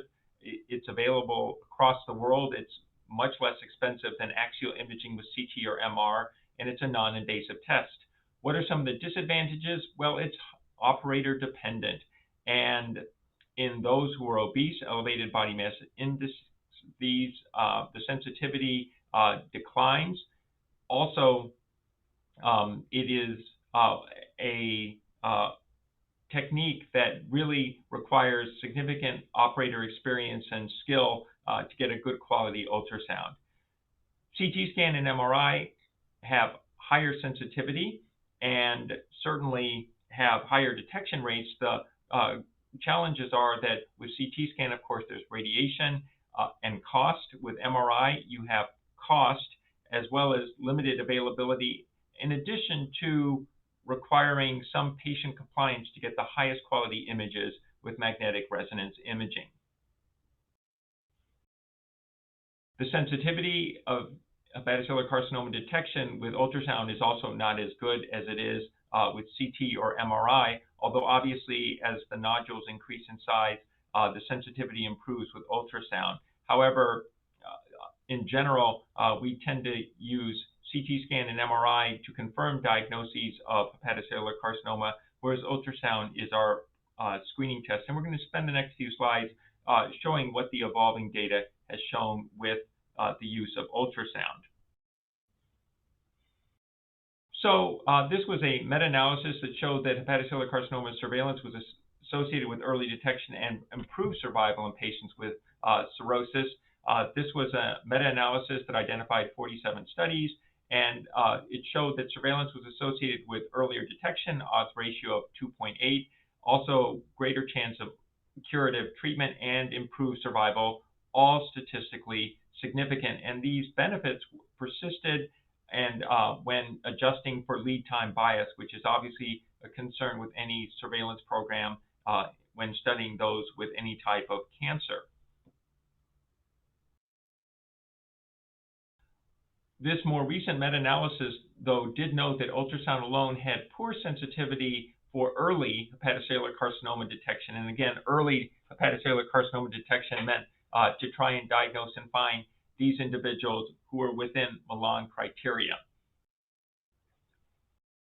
However, one of the important aspects of this meta-analysis, which was pointed out in a letter to the editor, was that the sensitivity of ultrasound has actually improved over time. And again, these are the pooled sensitivity of HCC surveillance by ultrasound examination.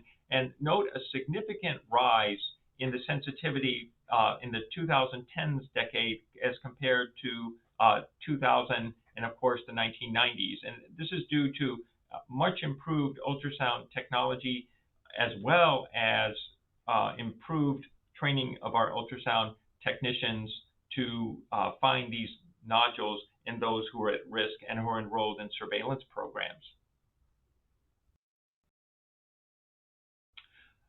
With regard to the meta-analysis which showed the sensitivity of ultrasound, if you add alpha-fetoprotein, you actually improve the sensitivity rate for the detection of hepatocellular carcinoma.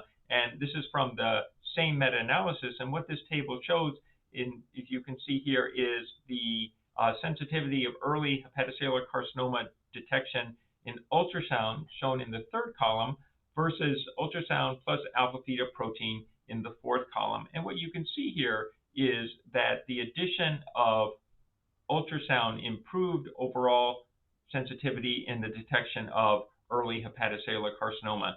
Interestingly, though, although the sensitivity improved, the specificity of ultrasound alone was actually greater than the specificity of ultrasound plus alpha-fetoprotein. Surveillance should be performed with ultrasound at semi-annual intervals, and this data here just shows that the survival probability in those who undergo semi-annual hepatocellular carcinoma surveillance with ultrasound was statistically improved compared to those who underwent annual surveillance, and that a 3-month interval doesn't really contribute significantly to this survival, and thus for individuals who are at risk for hepatocellular carcinoma, a 6-month ultrasound interval is optimal.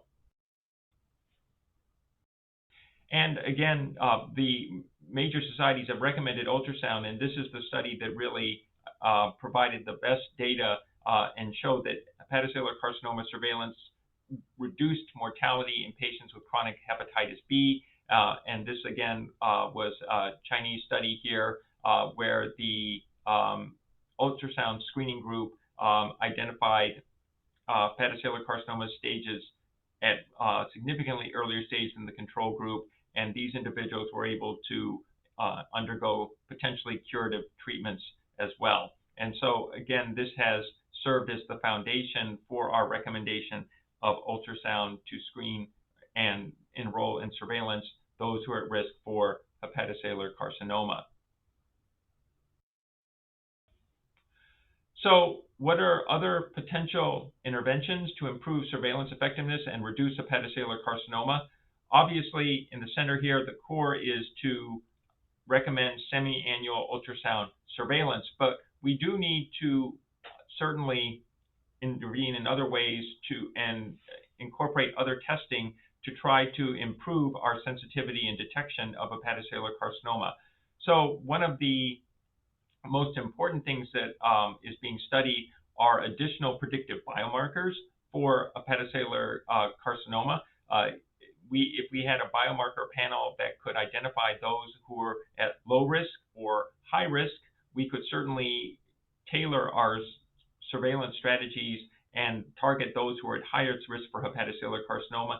And of course, with hepatitis B, we have a variety of risk scores already based on clinical variables to try and screen those who are at highest risk for hepatocellular carcinoma.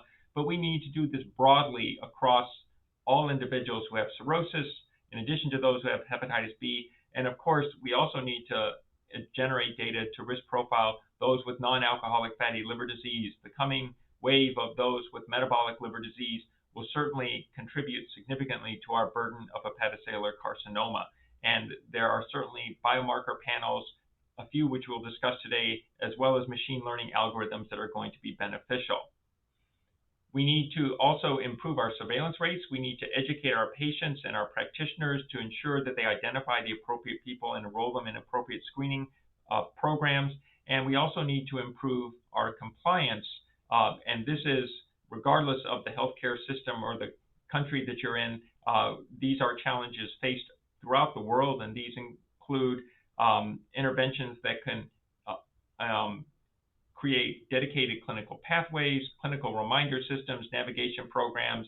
There are a variety of ways to intervene in order to improve our surveillance effectiveness. And hopefully we will be able to implement these moving forward as we gain more recognition and identify low and high risk individuals.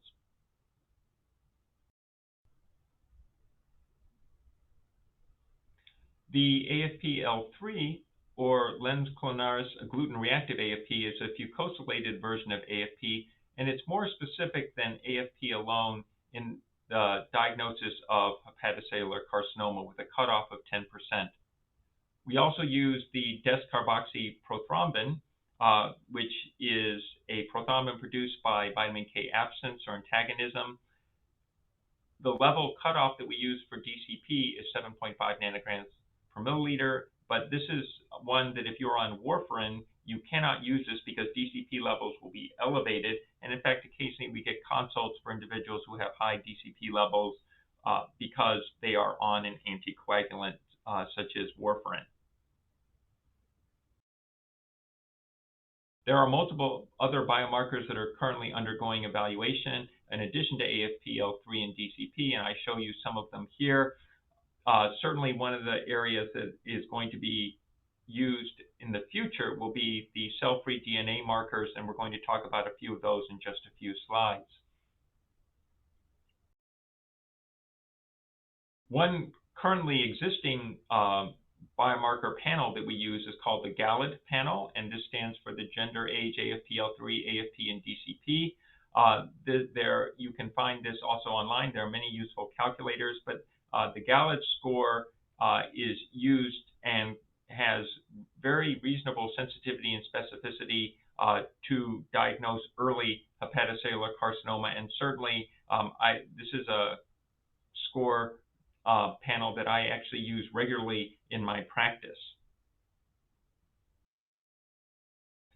Another recent study that was published and is available now online used a panel of methylated DNA markers and proteins. And I show you here the panel markers. There were 3 DNA markers and 1 reference marker shown here, as well as the proteins AFP and AFP-L3. And these were evaluated in 135 hepatocellular carcinoma cases and 302 controls. And the sensitivity specificity were actually quite good. And in fact, the receiver operating characteristic, the AROC score, was 0.92 for this HCC panel, which was actually higher than the receiving operator characteristics using the Gallet panel. And this is shown here in the top left panel A. And again, it was the best performing of the various panels and tests used, including Gallet, DCP, AFP, and AFP-L3. And this was regardless of the viral etiology and regardless of gender. So we are now left with ultrasound plus alpha-fetoprotein are the recommended surveillance tests. And again, it is best that we do these every 6 months. As we discussed, one of the biggest challenges is, and the reason we don't diagnose early hepatocellular carcinoma more frequently, is because hepatocellular carcinoma surveillance is underused in clinical practice. And in this review, there were 29 studies that were identified, and these were identified from the US, from Europe, and from Asia. And the pooled surveillance estimate was only 26%. That is, only a quarter of individuals were enrolled in surveillance programs, with lower surveillance in the US versus Europe and Asia. Of course, if you are in a hepatology gastroenterology clinic or a primary care clinic, there were also substantial differences as well. And again, one of the important aspects that we know for hepatocellular carcinoma surveillance is that they should be cared for by a hepatologist or a gastroenterologist who's well versed in enrolling individuals in surveillance programs.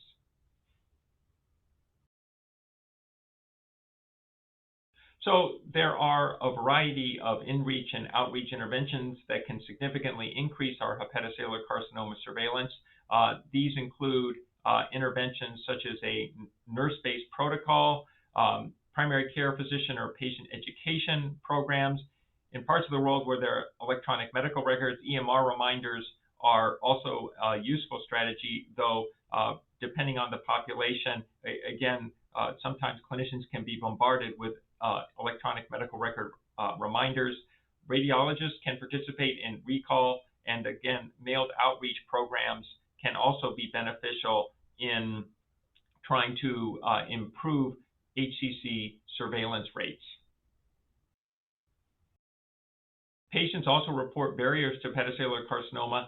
This is US data, but and this may be somewhat unique to the US, but the cost of testing, the difficulty with scheduling, uncertainty to where to get ultrasound, and transportation difficulties all contribute to reduced rates of HCC screening in at-risk populations. So in summary, hepatocellular carcinoma surveillance is supported by randomized controlled trials in patients with chronic hepatitis B, as well as other cohort studies in those with cirrhosis. Test accuracy and surveillance utilization are key factors for effectiveness in surveillance for hepatocellular carcinoma. Ultrasound and AFP levels every 6 months, this is our current de facto standard of care. Ultrasound alone has suboptimal sensitivity for early hepatocellular carcinoma. However, more recent data shows improved performance, and again, the addition of AFP improves detection rates for hepatocellular carcinoma. What is forthcoming and quite exciting is the development of promising blood and imaging-based modalities that will better allow us to identify those at highest risk for hepatocellular carcinoma and allow us to tailor our screening and surveillance intervals and regimens in order to improve the diagnosis of hepatocellular carcinoma at an early stage.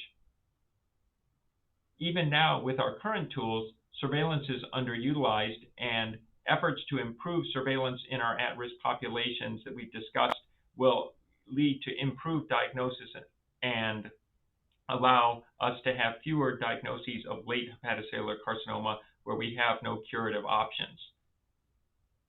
Finally, the use of intervention strategies shows promise to increase utilization and early detection, and certainly with our current epidemics of viral hepatitis, metabolic liver disease, and alcohol-associated liver disease, amongst many other etiologies that contribute to end-stage liver disease, we need a combination of all of these strategies to allow diagnosis of hepatocellular carcinoma in an early stage, maximizing the opportunity for curative therapies. Again, my thanks to the organizers for inviting me to speak. Hope to see you sometime in person. Thanks so much.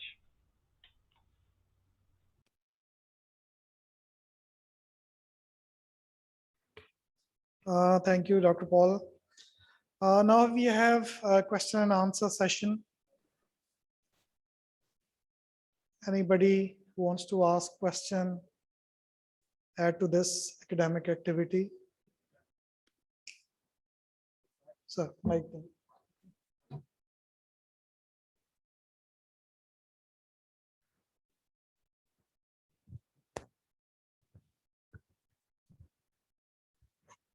Yeah, my question is Dr. Paul, the last lecture.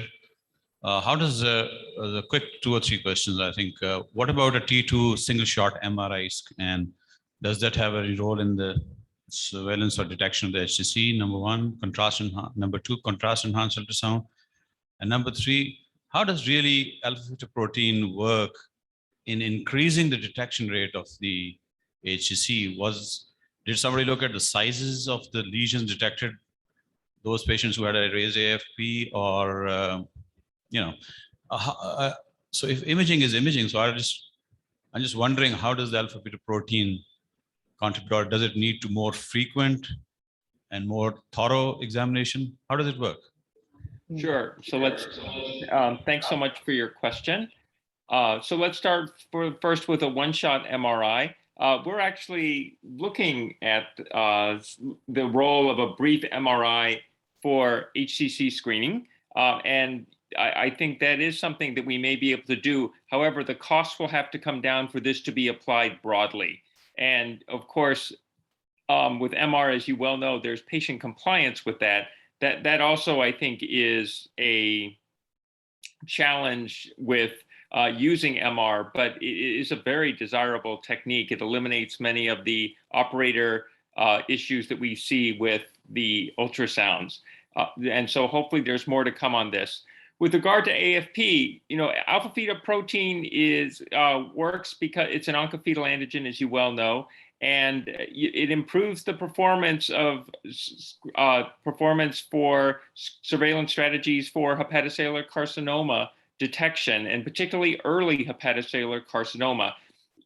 It fell out of favor in many ways because of our prior experience with hepatitis C, where we would get very high levels of alpha-fetoprotein. You probably remember these days where we would chase high alpha-fetoproteins. Indeed, in the United States, you probably remember that there was a period where high AFP levels without evidence of hepatocellular carcinoma was an indication to be listed in to receive orthotopic liver transplant. And so it for a period fell out of favor. But the addition of alpha-fetoprotein in multiple studies to ultrasound surveillance improves the sensitivity. However, but it does it at the expense of reducing specificity, again, because, again, we need better biomarkers. So I think for now, given that the cost of AFP is relatively inexpensive, this is the standard of care that we must abide by. Again, you can use the AFP, L3, and DCP. As I showed, it's actually very well. It performs very, very well. Japan uses this regularly, but as you also know, they have an extremely aggressive government-funded HCC surveillance program. So if you have cirrhosis due to viral hepatitis, which, as you know, is the highest rate of or highest risk for hepatocellular carcinoma, you get an ultrasound every 3 months. And that's why they have such impressive 5-year survival rates for their hepatocellular carcinoma compared to other programs worldwide. So I think for now, we are certainly using AFP, but of course, better biomarkers are certainly going to be welcome. But I think for now, AFP stands the test of time, and we can use this and improve the performance of what we have with these two tests, that is the imaging and the biomarker, and try to apply and ensure our patients have broad access and can be enrolled in these surveillance programs. We'll do a better job of detecting early lesions and giving individuals the opportunity to have other curative options rather than go to the systemic therapies or other options which aren't necessarily associated with cure. So I think that we will hopefully have better biomarker panels that we'll be discussing even next year. I shared several sets of data, including this cell-free DNA, which seems to be, at least based on the preliminary data, very exciting in their ability to detect hepatocellular carcinoma. Cost will be an issue with those, of course, types of tests moving forward, but one could imagine that we would be able to, in the future, risk profile our patients, which is going to be very important, as you know, in the era of fatty liver disease, where we see a lot of hepatocellular carcinoma, but unfortunately, we just don't have enough people to screen all the non-cirrhotic individuals with fatty liver. So more to come on this. For now, I think what we try to do is optimize our current strategy while look for improved biomarkers.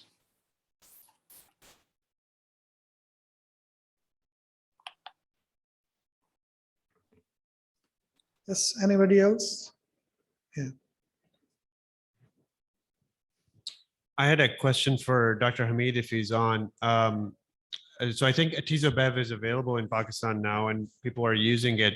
How do you choose when to stop the systemic therapy is one of the questions that I have, because I think, does it continue lifetime or until progression, or is there another stopping point that you're using currently at your center? Is he online? Sorry. Is he online? Is he there? Is he online?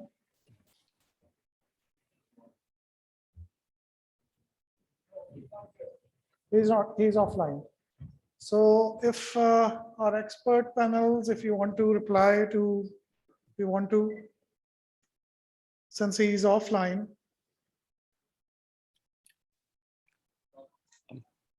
Mike, do you want me to go ahead and try and answer? Yeah, sure, sir. Or does somebody else? So with the systemic therapies, we typically give these therapies and we assess response. And I don't have a huge experience with the atezolizumab just yet because it's still relatively new in the. But we certainly do. At least for right now, we have been treating, and as long as they have acceptable toxicity, we have been maintaining our systemic therapies moving forward, unless, of course, they have disease progression on the therapy, and then we go to other salvage therapies.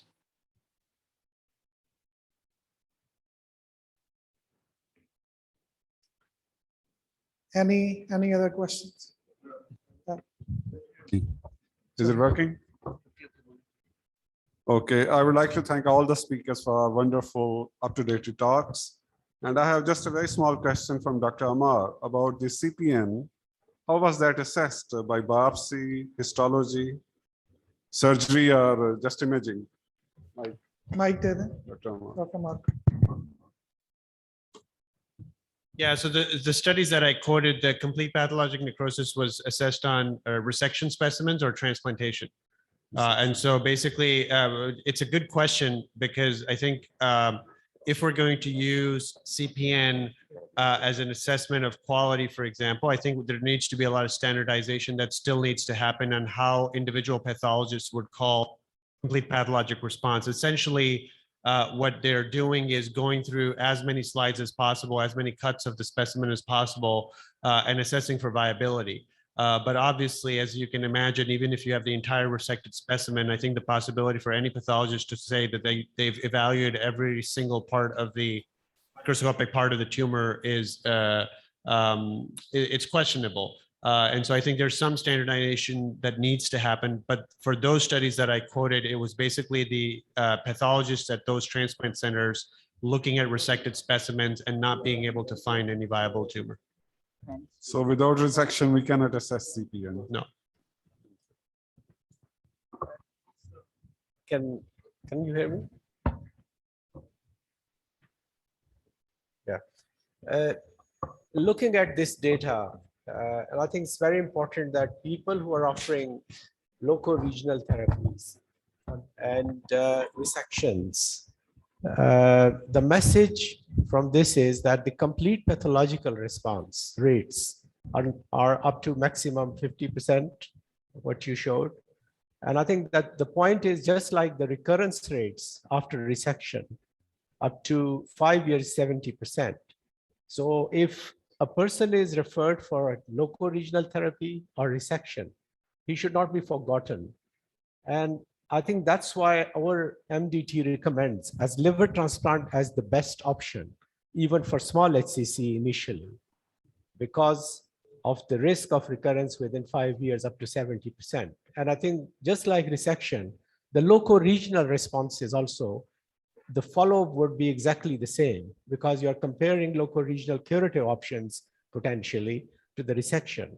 And I think the recurrence rates are up to 70% within 5 years for HCC. And that's why for every HCC, irrespective of the size and irrespective of what is your primary modality of treatment, they need to be told that the best option still is the liver transplant as a first, and then of course the local regional and the other with the informed consent.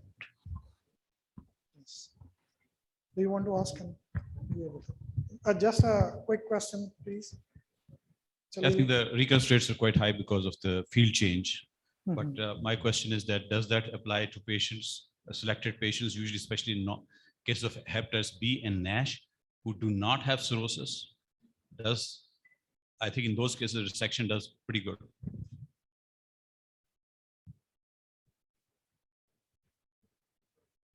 All right.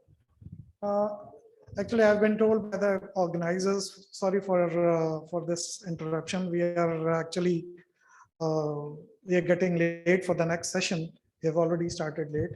So so this brings us to the end of the session. Thank you very much, chairpersons. Thank you very much, speakers, audiences, and respectable teachers. Thank you very much. And have a nice day.